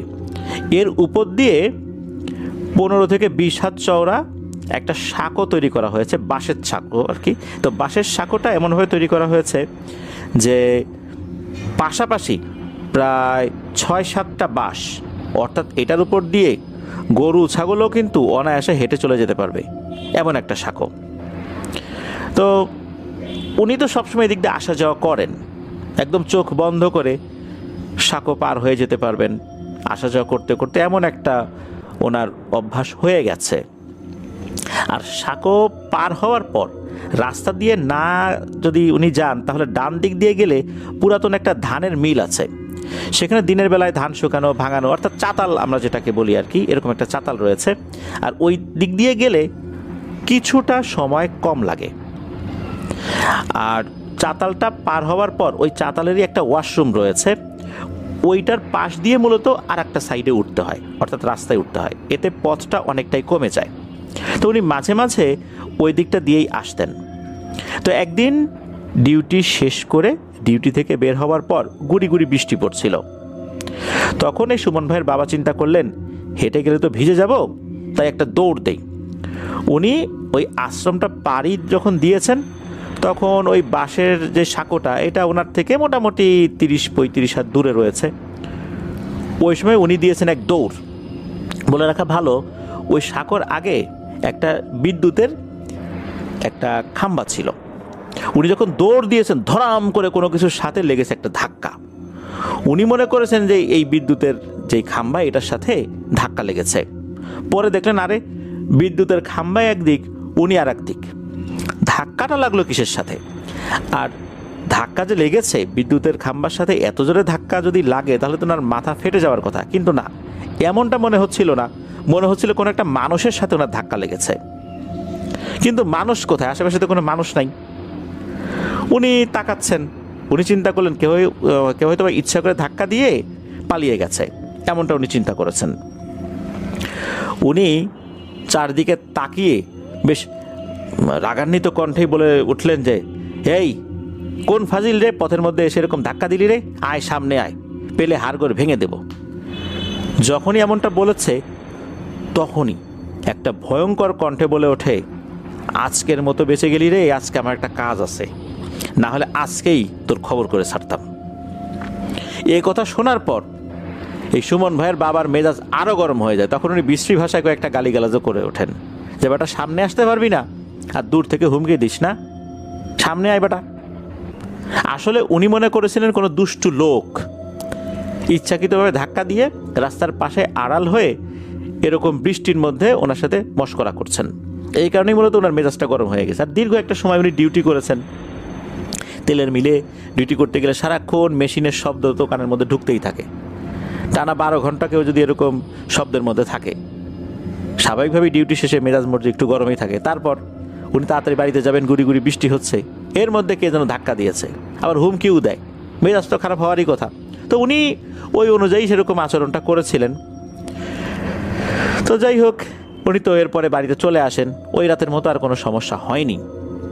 এর কয়েকদিন পর এক অমাবস্যা রাত, সেদিনও সুমন ভাইয়ের বাবার ডিউটি পড়েছিল দুপুর 2টো থেকে রাত 2টো পর্যন্ত। তো 2টোর সময় যখন কাজ সেরে, অর্থাৎ ডিউটি শেষ করে বাড়ির দিকে উনি রওনা দিয়েছেন, ওই আশ্রমের ওই স্থানটা পার হওয়ার পর সাঁকোতে ওঠার আগেই উনি দেখেন একটা কালো বিড়াল রাস্তার মাঝখানে বসে আসে। তো বসে আছে ভালো কথা, বিড়ালটা স্বাভাবিক বিড়ালের থেকেও বেশ অনেকটা বড়ই বলতে হবে। বিড়াল যখন আমরা দেখি তখন কিন্তু বিড়ালের মুখের ভিতর যে চোখা দাঁতগুলো থাকে, এগুলো কিন্তু মুখের ভেতরেই থাকে সাধারণত। উনি দেখেন বিড়ালের 4টা চোখা দাঁত মুখের বাইরে বেরিয়ে আছে, বেশ ভয়ঙ্করই লাগছে। তবে সুমন ভাইয়ের বাবা এটাতে কোনো পাত্তা না দিয়ে সাঁকোর উপর যখন উঠে গেছেন, তখন উনি খেয়াল করেন ওই বিড়ালটা সাঁকোর উপর দিয়ে ওনার পিছু নেয় নাই, সেই জিনিসটা সাঁকোর নিচ দিয়ে হাঁটা শুরু করেছে এবং অনায়াসেই সে ওই পানির উপর দিয়েই হেঁটে হেঁটে ওনার সাথে সাথেই সাঁকোটা পার হচ্ছে। সাঁকোটা পার হচ্ছে বলতে সাঁকোর নিচ দিয়ে পার হচ্ছে। উনি অনায়াসেই এই সাঁকোটা পার হয়েছেন। পার হয়ে হাঁটতে হাঁটতে যখন ওই ধানের যে মিলটা রয়েছে, অর্থাৎ চাতাল রয়েছে, ওই মিলের ওখানে গিয়েছেন। ওই মিলটাও যখন পার হয়ে ওই মিলের যে ওয়াশরুমের কথা বলেছিলাম, ওই ওয়াশরুমটা পার হতে যাবেন, হঠাৎ করে উনি শুনতে পান ওই ওয়াশরুমের মধ্যে কোনো একটা বাচ্চার কান্না। উনি চিন্তা করলেন কী ব্যাপার, এত রাতে এই ওয়াশরুমের মধ্যে কার বাচ্চা কান্না করে। ওনার হাতে একটা স্টিলের টর্চ লাইট ছিল, ব্যাটারি চালিত। ওই সময় কিন্তু এই টর্চ লাইটগুলো অনেকটাই দেখা যেত। তো উনি ওই টর্চ লাইটটা নিয়ে ওই ওয়াশরুমের দরজাটা খুলেছেন। যখনই ওনার দরজা খুলেছেন তখন দেখেন ভেতরে কেউ নাই, আর কান্নাও বন্ধ হয়ে গেছে। উনি ভেতরে ভালো করে লাইট মারলেন, দেখলেন যে কেউ নাই। উনি প্রথমে ভেবেছিলেন এই চাতালে যারা শ্রমিক রয়েছে তাদেরই কোনো বাচ্চা হয়তো বা এখানে আটকা পড়েছিল, এরকম চিন্তা করেছিলেন। ওনার মাথায় কিন্তু এটা ছিল না এই রাত 2টোর সময় এখানে বাচ্চা আসবে কোত্থেকে। আর তখন তো 2টোরও বেশি বাজে, উনি তো 2টোর সময় বের হয়েছিলেন। প্রায় 2 কিলোমিটার রাস্তার মধ্যে 1.5 কিলোমিটার বেশি পারও করে ফেলেছেন। এখানে তো অনেকটা সময় চলে গেছে, রাত 3টার কাছাকাছি বাজে তখন। উনি ওয়াশরুমটা পার হয়ে রাস্তায় উঠে যখন বাড়ির দিকে হাঁটা ধরবেন, এমন সময় আবার কান্না ওই ওয়াশরুমের ভেতর থেকে। উনি আবার পেছনে ফেরত আসেন, এসে টর্চ লাইট মেরেছেন, দেখেন এখনও কিছু নেই, কান্নাও বন্ধ হয়ে গেছে। এরপর উনি আবার যখন আগানো শুরু করেছেন, হঠাৎ করে তখন ওয়াশরুমের ভিতর থেকে আবারও কান্নার আওয়াজ। উনি এবার ভয় না পেয়ে রেগে গিয়ে ওই ওয়াশরুমের দরজায় মেরেছেন এক লাথি। লাথি মারার পর উনি আবার টর্চ লাইট ধরেছেন, দেখেন ভিতরে কেউ নাই। উনি এবার বাড়ির দিকে রওনা দিয়েছেন। উনি বুঝতে পেরেছেন এখানে অস্বাভাবিক কোনো কিছু আছে, এই জন্য উনি এটা নিয়ে আর বেশি ঘাটাঘাটি করেন নাই। তবে উনি বাড়িতে যখন চলে আসলেন, এতটুকু পথ আসার সময় অবশ্য কোনো কিছু হয়নি। ওই যে কালো বিড়ালটা, ওটা কিন্তু ধানের চাতালের কাছে এসেই মিলিয়ে গিয়েছিল, ওইটার সামনে আসেনি। এর একদিন পর ওনার ডিউটির শিফট চেঞ্জ হয়। উনি তখন দুপুর 2টো থেকে রাত 2টো পর্যন্ত ডিউটি দিবেন। তবে কোনো একটা কারণে ওই দিনের ডিউটিটাও উনি পরিবর্তন করে নেন। ওই দিনের ডিউটিটাও উনি রাত 2টো থেকে পরের দিন দুপুর 2টো পর্যন্ত করে নেন। অর্থাৎ ওনার যেই বদলি ছিল, অর্থাৎ ওনার পরিবর্তে আরেকজন যিনি আসবেন তার সাথে কথা বলে নেন আর কি। ওনার একটা কাজও ছিল, যার কারণে উনি এভাবেই করে নিয়েছিলেন। আর ওই লোকটারও কিছু কাজ ছিল, দুজন আলোচনা করে এইভাবে ডিউটির সময়টা নিজেদের মধ্যে সমন্বয় করে নেন। তো যেদিন রাত 2টোর দিকে উনি বের হবেন, অর্থাৎ 2টোর আগে আর কি, 2টোর সময় ডিউটি, তো উনি বাসা থেকে ভাত নিয়ে যাচ্ছিলেন। ভাতটা তো ঠিকঠাক ছিল, গরম ভাত, তরকারি ছিল টাকি মাছের তরকারি। তো উনি যখন বাড়ি থেকে বের হয়ে ওই ধানের মিল অর্থাৎ ধানের চাতালের কাছে এসেছেন, তখন ওই যে ওয়াশরুমের কথাটা আমরা বললাম মাত্রই, ওই ওয়াশরুমের ওখানে আসার পর হঠাৎ করে উনি ফিল করেন ওনার পায়ে পায়ে কোনো কিছুর বাড়ি লাগছে, অর্থাৎ ধাক্কা লাগছে। উনি তাকিয়ে দেখেন একটা কালো রঙের মোটামুটি বড় সাইজ, মানে স্বাভাবিক বিড়াল থেকে হয়তো বা দ্বিগুণ সাইজের হবে আর কি, এরকম সাইজের একটা বিড়াল ওনার 2 পায়ের মাঝখানে বারবার চলে আসছে। আর ওই বিড়ালের পায়ের সাথে ওনার পায়ের বাড়ি লাগছে, আঘাত লাগছে। মানে হচ্ছে ওই বিড়ালটা ওনাকে সামনের দিকে যেতে দেবে না। উনি তখন কি করেছেন, রাগ করে ওই বিড়ালকে মেরেছেন এক লাথি। কিছুটা দূরে গিয়ে পড়ার পরও ওই বিড়ালটা আবার এসে একই রকমভাবে 2 পায়ের মাঝখানে ঘুরঘুর করছে। তখন ওনার বাবা চিন্তা করেন অশুভ কোনো কিছু কিনা। এই চিন্তা করে একটা সিগারেট জ্বালানোর জন্য যখন ম্যাচের যে বক্স ছিল, ওই সময় ম্যাচের বক্স ছিল, এখন যেরকম দেশলাই বেশি পাওয়া যায়, তখন কিন্তু এই ম্যাচের বক্সগুলো বেশি পাওয়া যেত। এখনও পাওয়া যায় ম্যাচের বক্স, তবে মানুষ এটা কম ব্যবহার করে আর কি। উনি ওনার ম্যাচের বক্স থেকে একটা কাঠি বের করে যখনই ঘর্ষণ দিয়ে আগুন জ্বালিয়েছেন, তখনই ওনার কাছে মনে হলো কেউ মনে হলো ফু দিয়ে নিভিয়ে দিল। আবারও উনি জ্বালালেন, আবারও একই ব্যাপার, কেউ মনে হচ্ছে ফু দিয়ে নিভিয়ে দিল। এরকম বারবার উনি চেষ্টা করছেন, বারবারই মনে হচ্ছে কোনো একটা দমকা হাওয়া এসে নিভিয়ে দিচ্ছে ওনার এই ম্যাচের কাঠি। অথচ আশেপাশে ওই রকম বাতাসের উপস্থিতি উনি টের পাচ্ছেন না, অথচ কাঠি নিভে যাচ্ছে। এরকম করতে করতে করতে করতে পুরো ম্যাচের বক্সের সব কাঠি উনি শেষ করে ফেলেছেন। একটা পর্যায়ে এসে উনি চিন্তা করলেন যে যেহেতু আগুন জ্বালাতে পারলাম না, তাহলে হাতের টর্চ লাইটটা জ্বালাই। উনি যখনই হাতের টর্চ লাইটটা জ্বালিয়েছেন, এই প্রথমবারের মতো টর্চ লাইটটাও নিভে যায়। এখন পুরো অন্ধকার হয়ে গেছে। উনি অন্ধকার দিয়েই হাঁটতে হাঁটতে সাঁকুতে উঠেছেন। যেহেতু খুবই পরিচিত পথ, চোখ বন্ধ করে হাঁটলে উনি সাঁকো পেয়ে যাবেন, এমন একটা অবস্থা। তখন নাকি হঠাৎ করে পেছন থেকে কেউ নাকি কণ্ঠে বলে ওঠে, এই ভাতগুলো দিয়ে যা। উনিও তো সাহসী মানুষ, উনি বলে ওঠেন, এখানে খাবি? তা আমার সাথে চল, তেলের মিলে চল, দুজন একসাথে বসে মিলেমিশে খাই। এই কথা বলার পর উনি ওনার কাজের জায়গায় চলে এসেছেন। এরপরে কিন্তু আর কোনো কথা হয়নি, পিছন থেকে গম্ভীর কণ্ঠে আর কোনো আওয়াজও আসেনি, উনি ঠিকঠাক মতো চলে আসেন। উনি যখন কাজের জায়গায় চলে এসেছিলেন, তখন কিন্তু আরেকজন যে লোক, উনি কিন্তু চলে যাবেন আর সুমন ভাইয়ের বাবা ডিউটি পালন করবেন। ওই লোকটা খেয়াল করেন যে সুমন ভাইয়ের বাবার চোখ লাল হয়ে গেছে, শরীর থরথর করে কাঁপছে। ওই লোকটা বুঝতে পারলেন যে সুমন ভাইয়ের বাবার শরীর ভালো না।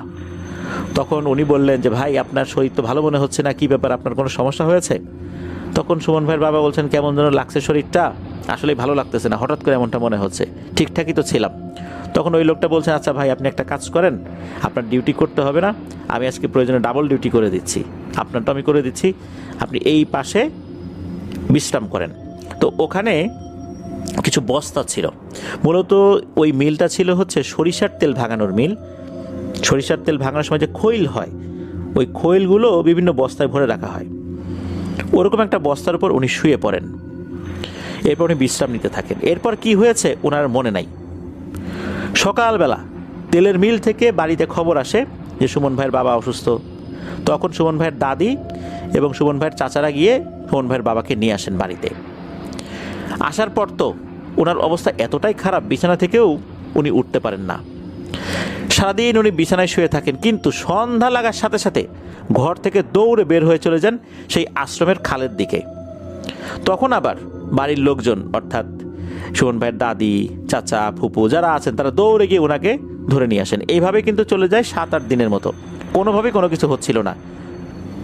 ওনার সাথে যে এই ঘটনাগুলো ঘটেছে এটা তো উনি আগে কাউকে বলেনও নাই, এই জন্য ওনারাও বুঝতে পারছিলেন না আসলে ঘটনাটা কি। 7-8 দিন পর সমস্যা আরও বেড়ে গেল। রাতের বেলা উনি চিৎকার করে বলে উঠতেন, এই টিনের চালের উপরে দেখ কি যেন আছে, ভয়ঙ্কর কি যেন আছে, আমারে নিতে আসছে রে। আবার উনি বলে উঠতেন, এই সব মাছ খেয়ে নিল রে, সব মাছ খেয়ে নিল। আবার উনি বলে উঠতেন, এই আমাকে মেরে ফেললো রে, আমাকে মেরে ফেললো, আমাকে বাঁচা। তো এরকমভাবে উনি চিৎকার করতেন। যখন এই সমস্যা শুরু হলো তখন তো বাড়ির লোকজন বুঝতে পারছেন ঘটনাটা কি হয়েছে। এদিকে উনাকে জিজ্ঞেস করলে উনি কিছুই বলতে পারেন না। এর মধ্যে পরিবারের সদস্যরা কবিরাজ খুঁজতে শুরু করেছেন, কোনো ভালো কবিরাজ পাওয়া যাচ্ছে না। সব মিলে প্রায় 16 দিন পর একজন ফকির আসে ওই বাড়িতে ভিক্ষা নেবার জন্য। ওনাদের খোঁজাখুঁজিতে কোনো কাজ হয় নাই, একজন ফকির আসছে ভিক্ষা নিতে। ভিক্ষা নিতে যখন আসছে, আসার পরই এই যে সুমন ভাইয়ের দাদিকে বলছে যে, মারে তোর বাড়িতে এখন ভিক্ষা নেব না, তোর ছেলের অবস্থা তো খুবই খারাপ। এই কথা বলতে বলতে আবার সুমন ভাইয়ের মাও চলে আসছেন। তখন সুমন ভাইয়ের মাকেও বলেন, তোর স্বামীর অবস্থা তো ভালো না, আর মাত্র কয়েকদিন আছে, এরপরেই তো ওর জীবনটা শেষ হয়ে যাবে রে, অনেক দেরি হয়ে গেছে। এই কথা শোনার সাথে সাথে সুমন ভাইয়ের মা এবং দাদি চিৎকার করে ওঠেন যে, আপনি কি বলেন এগুলা। তখন ওই ফকির বলছেন যে, তোদের চিন্তার কোনো কারণ নাই, আল্লাহ আমাকে পাঠাই দিয়েছেন, আমি ইনশাল্লাহ চেষ্টা করব সর্বোচ্চ। তখন ওই সময় ওই ফকির বলেন, এই যে সুমন ভাইয়ের দাদিকে বলেছেন আর কি, যে তুই এখন যা, তুই গিয়ে একটা জবা ফুল গাছ থেকে 3টা জবা ফুল নিয়ে আসবি, এক নিঃশ্বাসে 3টা জবা ফুল পারবি। আর আসার সময় এই দিনের বেলাতেই কিন্তু কিছু সমস্যা হতে পারে, কিন্তু ভয় পাওয়া যাবে না, তুই মা যেহেতু তোকে এই কাজটা করতে হবে। তখন সুমন ভাইয়ের দাদি, উনি একটা জায়গা চিনতেন বাড়ির কাছাকাছি, সেখানে জবা ফুল ছিল, অর্থাৎ ভালো একটা সুন্দর জবা ফুলের গাছ ছিল, জবা ফুলও ধরেছিল। উনি দ্রুত সেখানে চলে যান, এক নিঃশ্বাসে 3টা জবা ফুল পারেন। কিন্তু সমস্যা হয় হচ্ছে বাড়িতে ফেরত আসার সময় এই দিনের বেলাতে কোত্থেকে একটা কুকুর এসে ওনাকে তাড়া করতে থাকে। এই কুকুরের তাড়া খেয়ে ওনার পা একটা গর্তের মধ্যে পড়ে পাটা মচকে যায়, যদিও বা ভাঙেনি, তবে মারাত্মক ব্যথা পেয়েছিলেন। যেহেতু বয়স্ক মানুষ, হাড় দুর্বল হয়ে গেছে, আঘাতটা ওইরকম গুরুতর না হলেও ওনার জন্য সেটা গুরুতর ছিল। উনি অনেক কষ্টে পা খোরাতে খোরাতে বাড়িতে চলে আসেন। তখন ওই ফকির বলেন যে, মারে তুই যেভাবে আসছিস, যদি ওই কুকুরটা তোকে একবার ভালো করে ধরতে পারতো, আর ওই কুকুরটার ভয়ে তুই যদি দাঁড়িয়ে যেতি, তাহলে সর্বনাশ হয়ে যেত, তোকে ওখানেই মেরে ফেলতো এই দিনের বেলাতেই। তখন চিকিৎসা শুরু হয়ে গেল। ওই ফকির কি করলেন, ওই যে জবা ফুল যেগুলো 3টা, এই 3টা জবা ফুল উনি কি যেন একটা পড়লেন, পড়ার পর সুমন ভাইয়ের বাবার নাকের কাছে দিলেন শোকার জন্য। একটার পর একটা ওনার নাকের কাছে ধরা হলো, সুমন ভাইয়ের বাবাও ঘ্রাণ নিলেন। এর পরপরই দেখা গেল উনি 10 থেকে 15 সেকেন্ডের মধ্যে শোয়া থেকে উঠে দাঁড়িয়ে গেলেন, দিব্যি হাঁটাচলা করছেন। সবাই তো অবাক যে এরকম একটা অসুস্থ মানুষ এখন দিব্যি স্বাভাবিক হয়ে গেছে। তখন ওই ফকির বলছেন যে, তোমাদের আনন্দিত হওয়ার কিছুই নাই, সমস্যা এখনও বাকি আছে, এটা অর্ধেক হয়েছে মাত্র, এখন আর একটা কাজ আছে, দ্রুত ধারালো একটা দা বা বটি নিয়ে আসো, একটা কলা গাছ 1 কোপে কেটে ফেলতে হবে। যদি 1 কোপে কাটতে না পারে তবে কিন্তু এই ছেলেটা এখানেই মারা যাবে, 2-3 দিনও আর বাঁচবে না। আর যদি কাটতে পারে আল্লাহর রহমতে বেঁচে যাবে। ওর উপর ভয়ঙ্কর এক মরণ বান মারা হয়েছে।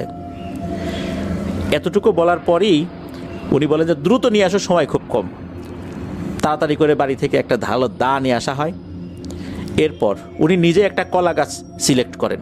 এই কলা গাছটা কাটতে হবে কিন্তু সুমন ভাইয়ের বাবাকে। এদিকে টানা এতদিন অসুস্থ থাকার পর ওনার শরীরের শক্তি তো অনেকটাই কমে গিয়েছে। তারপরও উনি আল্লাহর নাম নিয়ে শরীরের সমস্ত শক্তি সঞ্চয় করে এই ধারালো দা দিয়ে একটা কলা গাছে মেরেছেন এক কোপে ওই কলা গাছটা দ্বিখণ্ডিত হয়ে মাটিতে পড়ে যায়। কোনো আঁশও লেগেছিল না। উনি বলেছিলেন যদি আঁশও লেগে থাকে তাহলে কিন্তু বিপদ। তা আল্লাহর রহমতে ওই কবিরাজ বা ফকির যিনি আসছিলেন উনি বলেন যে আলহামদুলিল্লাহ এই ছেলেটা সুস্থ হয়ে গেছে, আর কোনো চিন্তা নাই। এরপর ওই ফকির বলেন যে বাবা তুমি বলো তো ঘটনাটা কি হয়েছিল। তখন এই যে শুরু থেকে শেষ পর্যন্ত সব ঘটনা খুলে বলেন। তখন ওই ফকির বা কবিরাজ বলেন মূলত ওই যে ধাক্কা লেগেছিল ওই সময় ওই জিনটার বিশেষ একটা কাজ ছিল, সে চলে যাচ্ছিল, এই জন্য ওই সময় সে কোনো ক্ষতি করতে না পারলেও এরপর থেকে সে পিছু নেয়। বিভিন্ন সময় তার শারীরিক অনেক ক্ষতি করে ফেলেছে, ভয়ঙ্কর বান মেরেছে, আর এর ফলশ্রুতিতেই এই পরিণতি হয়েছে।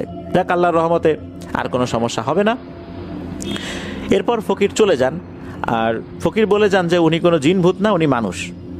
উনি এভাবে জিনেদের মাধ্যমে খবর পেয়ে কোনো কোনো বাড়িতে যান ট্রিটমেন্ট করার জন্য। এরপর উনি ওখান থেকে চলে গিয়েছিলেন। পরবর্তীতে ওনার সাক্ষাৎ সেভাবে আর পাওয়া যায়নি, বা কেউ ওনাকে দেখেছে এটাও জানা যায়নি। কোত্থেকে আসলেন, কোথা থেকে চলে গেলেন এটা জানা যায়নি। তবে ওই যে জিনটা ছিল সে মূলত ছিল ওই যে আশ্রম, ওই আশ্রমেরই একটা জিন, সে হিন্দু জিন ছিল। ওই সময় সে ওদিক দিয়ে যাচ্ছিল, ধাক্কা লেগেছে। তার থেকেও বড় সমস্যা হচ্ছে সুমন ভাইয়ের বাবা গালিগালাজ করেছিল, এতে করে তার ইগোতে লেগেছে, এই জন্যই সে সমস্যাটা সৃষ্টি করেছে। প্রিয় লিসেনার্স, এই ঘটনা থেকে একটা বিষয় কিন্তু আমরা বুঝতে পারলাম এবং শিখতে পারলাম। এই ধরনের ঘটনা যদি আমাদের সাথে ঘটে তাহলে কিন্তু এরকম গালিগালাজ বা এই ধরনের বিষয়গুলো করা যাবে না। এরকম অনেক ঘটনা ঘটেছে, এই ধরনের সমস্যা ফেস করেছে, পরবর্তীতে যিনি ফেস করেছেন উনি বলেছেন যে ক্ষমা করবেন, আমি বুঝতে পারিনি, মাফ করে দিয়েন। এরকম অনেক ঘটনা কিন্তু হয়েছে, দেখা গেছে যে সে ভয়ঙ্কর রূপে এসেছে আবার চলে গেছে, কোনো কিছুই হয়নি। তো এই ধরনের ঘটনা যদি আমরা বুঝতে পারি আমাদের সাথে ঘটেছে, তাহলে কিন্তু সাথে সাথে দোয়া দুরূদ পড়ে নিব। আর দোয়া দুরূদ পড়ার সাথে সাথে আমরা যদি এটাও বলি যে আমার তো খেয়াল ছিল না, ভুল হয়ে গেছে, ক্ষমা করবেন, এটা বলেও যদি চলে আসা যায়, অনেক ক্ষেত্রেই দেখা গেছে তার কিছুই হয়নি। এরকম ঝামেলা হতেই পারে, দুর্ঘটনা হয়।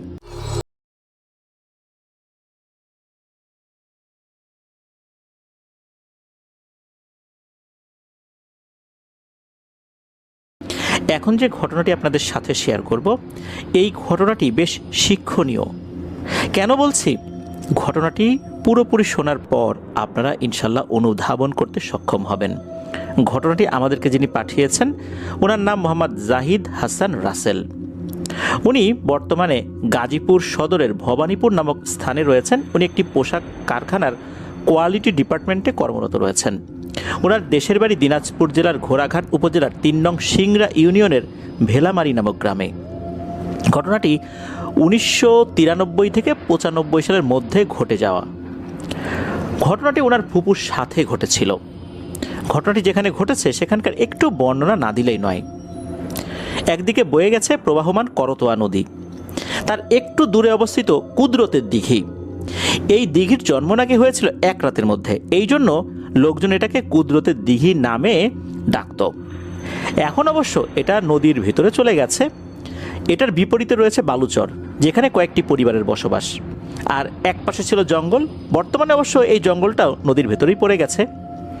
তো ওই সময়, অর্থাৎ সেই 1993 সালের কথা বলছি, নববিবাহিত দম্পতি এই রাসেল ভাইয়ের ফুপু রেবিনা আর ফুপা হায়দার আলী, তো ওনাদের ঘর উজালা করে এক ফুটফুটে সুন্দর পুত্র সন্তানের জন্ম হয়, যার নাম রাখা হয় রানা। পরিবারে নেমে আসে আনন্দের উৎসব। দেখতে অনেক সুন্দর ছিল এই রানার চেহারা। রাসেল ভাইদের বাড়ি তখন ছিল নদীর এপারে। ওনার বাবা তখন এই রাসেল ভাইয়ের ফুপুকে সবসময় দেখতে যেতেন, ফুপুর বাড়িতে বেড়াতে গেলে কিছু না কিছু দিয়ে আসতেন। যেহেতু এই রাসেল ভাইয়ের ফুপু রাসেল ভাইয়ের বাবার খুবই আদরের বোন ছিল, এই জন্য সুযোগ পেলেই ফুপুর বাড়িতে কিছু না কিছু উনি দিয়েই আসতেন। তাছাড়া আরেকটা সমস্যা ছিল, ওই সময় ফুপুর পরিবারে বেশ অভাব ছিল, আর রানাকে সবাই ভালোবাসত। আর সবসময় তো ফুপু আসা যাওয়া করতো রাসেল ভাইদের বাড়িতে, আত্মীয় স্বজনদের বাড়িতে। রানার বয়স যখন 7 মাস, তখন ফুপু একটা কাজ করেন, সেটা হচ্ছে যে এই রাসেল ভাইদের বাড়িতে বেড়াতে আসেন, বেশ সপ্তাহখানেক এখানে থাকেন, তারপর আবার নিজ বাড়িতে চলে যান। চলে যাওয়ার সময় দেখা যাচ্ছে রানার চেহারা মাশাআল্লাহ অনেক সুন্দর, এর মধ্যে কিন্তু কোনো সমস্যা হয়নি। সমস্যা শুরু হয় উনি বাড়িতে যাবার পর। এই ফুপুর শাশুড়ি উনি একদিন একটি স্বপ্ন দেখেন। স্বপ্নে একটি লোক তাকে বলছে, তোর কাছে একটা জিনিস চাইবো, তুই যদি দিয়ে দিস তাহলে তোকে অনেক টাকা দেব। স্বপ্নে তাকে নাকি টাকার একটা ড্যাগ বা পাতিল দেখানো হয়, এর মধ্যে স্বর্ণের চকচকে কয়েনগুলো দেখা যাচ্ছে। তখন ওই অবয়বটা নাকি বলে, তোকে এই টাকাগুলো দিয়ে দিব, তুই এর বিনিময়ে রানাকে আমাকে দিয়ে দিবি। টাকার লোভ আসলে এমন একটা জিনিস, এটা খুবই ভয়ঙ্কর জিনিস। রানার দাদি 7-5 না ভেবে স্বপ্নে দেখা ওই অবয়বটাকে বলে দেয়, হ্যাঁ আমি রাজি। এইটা ছিল ভয়ঙ্কর এক পিশাচ। এই পিশাচটা দাদিকে শিখিয়ে দেয় কোথায় কিভাবে কি কাজ করতে হবে, তাহলে ওই অবয়বটা রানাকে নিয়ে যেতে পারবে। দাদি কথা শোনেন স্বপ্নের মধ্যেই। ওই সময়ে বন্যা হয়েছিল ওই এলাকায়। তো ফুপু রানাকে দাদির কাছে রেখে কাপড় কাচতে নদীতে গিয়েছেন। বেলা তখন ঠিক দুপুরবেলা। দাদি তখন ওই পিশাচের শিখিয়ে দেয়া সেই পদ্ধতি অনুসরণ করতে থাকেন। তবে উনি ভাবছেন যে কিভাবে কি কাজ করব, কেউ যদি দেখে ফেলে, লোকজন যদি কোনো প্রশ্ন করে, কি করব, এটা নিয়ে উনি কিছুক্ষণ দ্বিধাদ্বন্দ্বে ভুগতে থাকেন। একটা পরে সিদ্ধান্ত নিয়েই ফেলেন যে কাজটা করবই। দাদি চতুর্দিকে ভালো করে চেয়ে দেখেন যে আশেপাশে কেউ আছে কিনা। এরপর উনি দোলনায় শুইয়ে রাখা রানাকে আস্তে করে কোলে তুলে নেন। এরপর ওই যে পিশাচটা শিখিয়ে দিয়েছিল যেভাবে, ঠিক ওইভাবে কাজ করতে থাকেন। সে কি করে, প্রথমে একটা কুলার উপরে রানাকে শুইয়ে দেয়। পুপুর ঘরের একদিকে একটা মাচা ছিল, রানাকে কুলার মধ্যে শুইয়ে দেওয়া হয়, আর ওই মাচার নিচে নরম স্যাঁতসেঁতে জায়গায় কিছুক্ষণের জন্য রেখে দেয় দাদি। এটা ছিল প্রথম কাজ। কিন্তু একটা সমস্যা হয়, একজন ফুপু উনি আবার ওই দিকটা দিয়ে বাড়িতে যাচ্ছিলেন। তো উনি যখন এটা দেখেছেন, উনি এই বিষয়টা খেয়াল করেছেন। ওনার মনে একটা সন্দেহ লাগে যে কী ব্যাপার, ঘটনাটা কি, রানার দাদি কি করে। ওনার মনে একটু সন্দেহ জাগে। বিরক্তির সাথে জিজ্ঞেস করেন যে আপনি কি করেন, এতটুকু বাচ্চাকে মাচার নিচে রাখছেন কেন, যদি ওর গায়ের উপর কিছু পড়ে, আর কুলার উপর কেন রাখছেন এই ভেজা স্যাঁতসেঁতে জায়গায়।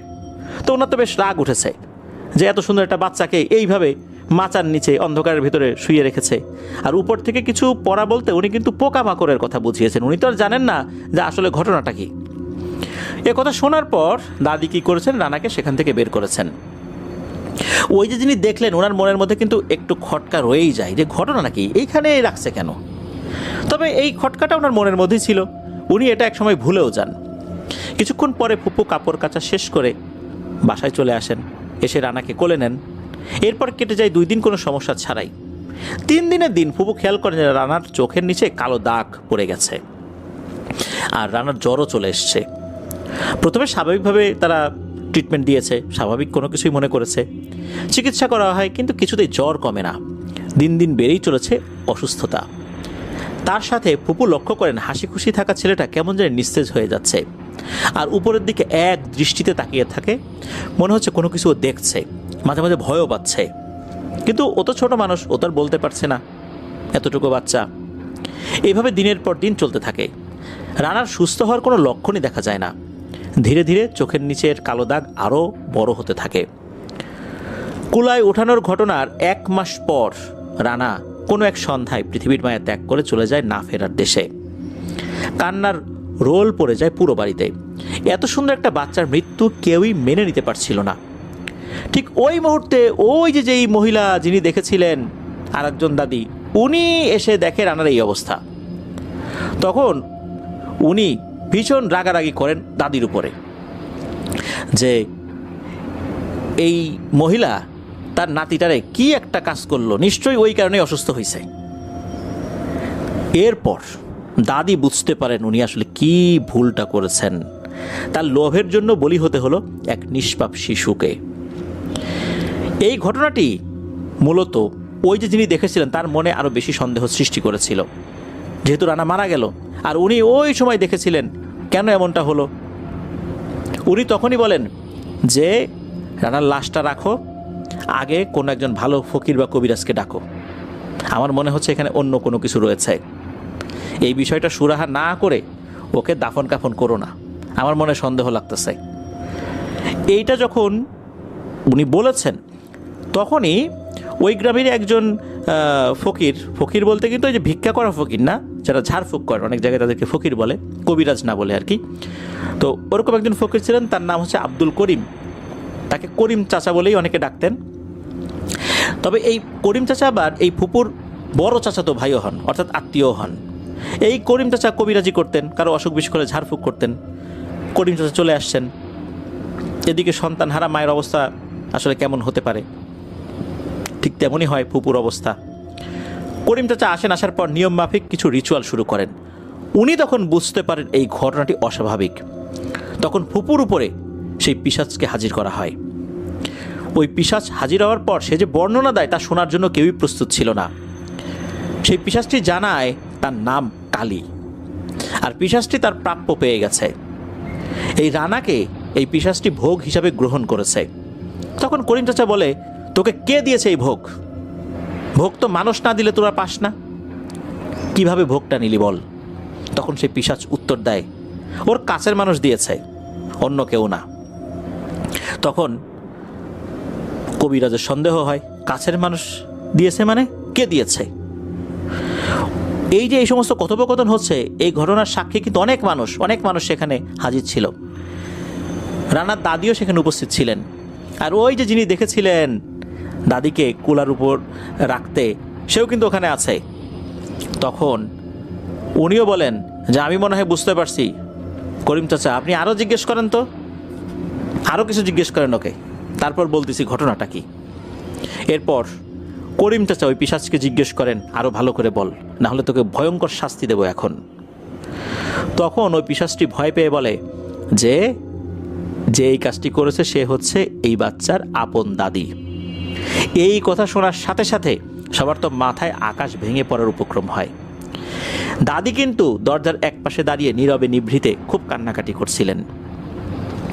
তখন ওই যে যিনি দেখেছিলেন উনি বলেন যে হ্যাঁ, এইবার আমি বুঝছি ঘটনাটা কি হয়েছে, আমি তো এটা দেখছিলাম এরকম ঘটনা, আমি তো তখন বুঝতে পারি নাই, আমি মনে করছি এমনিই রাখছে, এর ভিতরে যে এত কিছু ছিল তা যদি আমি জানতাম তাহলে তো আমি শুরুতেই এর মাকে বলে দিতাম, কিন্তু আমি তো বুঝতে পারি নাই, হাই এ আমি কি করলাম, কেন বুঝতে পারলাম না। এরপর যিনি দেখেছিলেন উনি নিজেই নিজেকে অনেকটা দোষারোপ করছিলেন যে কেন আমি বুঝতে পারলাম না, তাহলে তো এই বাচ্চাটার জীবনটা রক্ষা করার জন্য তো চেষ্টা করা যেত।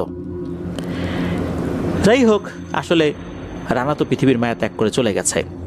এরপর পিশাচকে বলা হয়, তুই এই ভোগ নিয়ে কি করলি, আর তুই যে লোভ দেখিয়েছিলি তুই কি সেই জিনিস দিয়েছিস? তখন ওই প্রতারক পিশাচ বলে, না আমি ভোগ দেইনি, ভোগ আমি নিয়েছি কিন্তু ওদেরকে ওই উপহারটা দেইনি, কেননা আমি এভাবেই মানুষের সাথে প্রতারণা করে তাদের কাছ থেকে নরবলি নেই, বিনিময়ে তাদেরকে কিছুই দেই না। রানার দাদিকেও আমি কিছু দেই নেই, আর দেবও না। এই বাচ্চাটা নিয়ে যাওয়ার পর আমার শক্তি আরও বেড়ে গেছে। এরপর ওই করিম চাচার ভয়ানক রাগ হয়, রাগ হওয়াটাই স্বাভাবিক। উনি সেই পিশাচের উপর চড়াও হন, সেই পিশাচকে যন্ত্রণা দিতে থাকেন।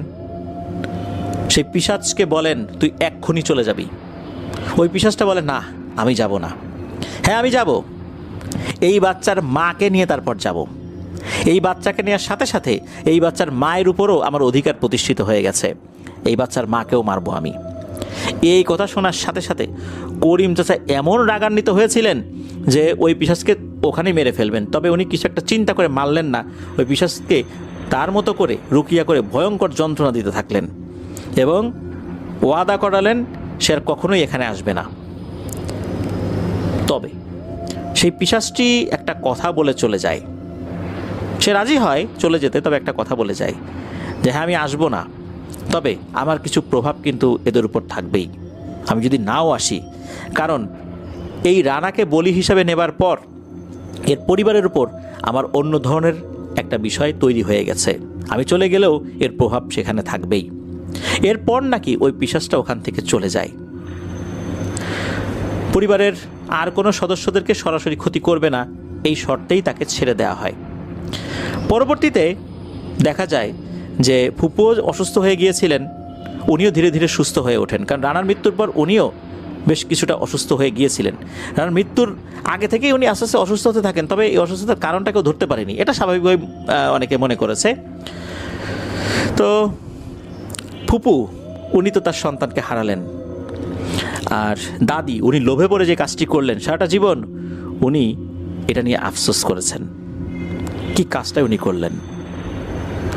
তবে পরবর্তীতে যেটা হয় সেটা হচ্ছে ফুপুর কিন্তু আরও 3 সন্তান জন্মগ্রহণ করে। পরবর্তীতে 2টা মেয়ের জন্ম হয়, একটা মেয়ে মারা গিয়েছিল অসুখ হয়ে।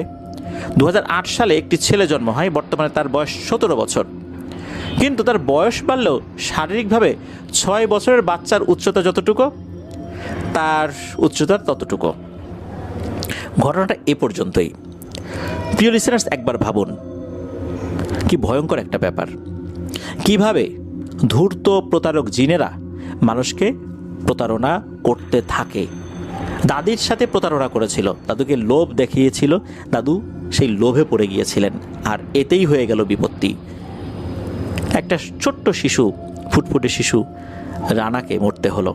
রানার ভাগ্য আল্লাহ তাআলা হয়তো এভাবেই লিখে রেখেছিলেন, এই জন্যই তাকে মরতে হয়েছে। কিন্তু অনেক সময় মানুষ তার নিজের ভুলে ভাগ্যের বিপর্যয় ঘটায়, যেমনটা হয়েছিল এই দাদির বেলায়। আল্লাহ তাআলা ফুপুকে সুস্থতা দান করেছিলেন আল্লাহর রহমতে। ওই কালী নামক ধূর্ত প্রতারক পিশাচটাকে তাড়াতেও এই করিম চাচা সক্ষম হয়েছিলেন আলহামদুলিল্লাহ। কিন্তু এই যে ফুপুর আর একটা মেয়ে যে মারা গেল অসুখ হয়ে, এর পেছনেও ধারণা করা হয় যে ওই প্রতারক পিশাচের হাত থাকতেও পারে। আর ওনার যে ছেলে, যার 17 বছর বয়স হবার পরও এখনও 6 বছরের বাচ্চার উচ্চতার মতো, তার উপরও ওই প্রভাবটা যে রয়েছে এটাও অনুমান করা হয়। ঘটনা এই পর্যন্তই প্রিয় লিসেনার্স। আমি শুরুতে বলেছিলাম এই ঘটনার মধ্যে শিক্ষণীয় একটি ব্যাপার রয়েছে। শিক্ষণীয় ব্যাপার এটাই, স্বপ্নের মধ্যে অনেকে সুপারি চায়, বিভিন্ন ফল চায়, এই জিনিসগুলো দেয়া যাবে না। এখন প্রশ্ন আসতে পারে যে স্বপ্নের মধ্যে তো আমাদের উপর নিয়ন্ত্রণ অন্য কেউ করতে পারে, নিজের উপর তো নিজেদের নিয়ন্ত্রণ থাকে না, তখন কি করব? এই ধরনের স্বপ্নগুলোর হিসাবটা আলাদা। এই স্বপ্নগুলো তখন আমাদের কাছে বাস্তবের মতো মনে হবে। এই জন্য খুব সাবধান। ঘুমের সময় আয়াতুল কুরসি এবং সূরা বাকারার শেষ 3 আয়াত আমরা পড়ে ঘুমানোর চেষ্টা করব। ইনশাল্লাহ স্বপ্নের মধ্যে দুষ্টু জিনেরা এসে আমাদেরকে এই ধরনের স্বপ্ন দেখাতেও পারবে না, আর ঘুমের ভেতরে আমাদেরকে এসে কোনো কিছু খাওয়াতেও পারবে না, আমাদের শরীরের ভেতরেও প্রবেশ করতে পারবে না।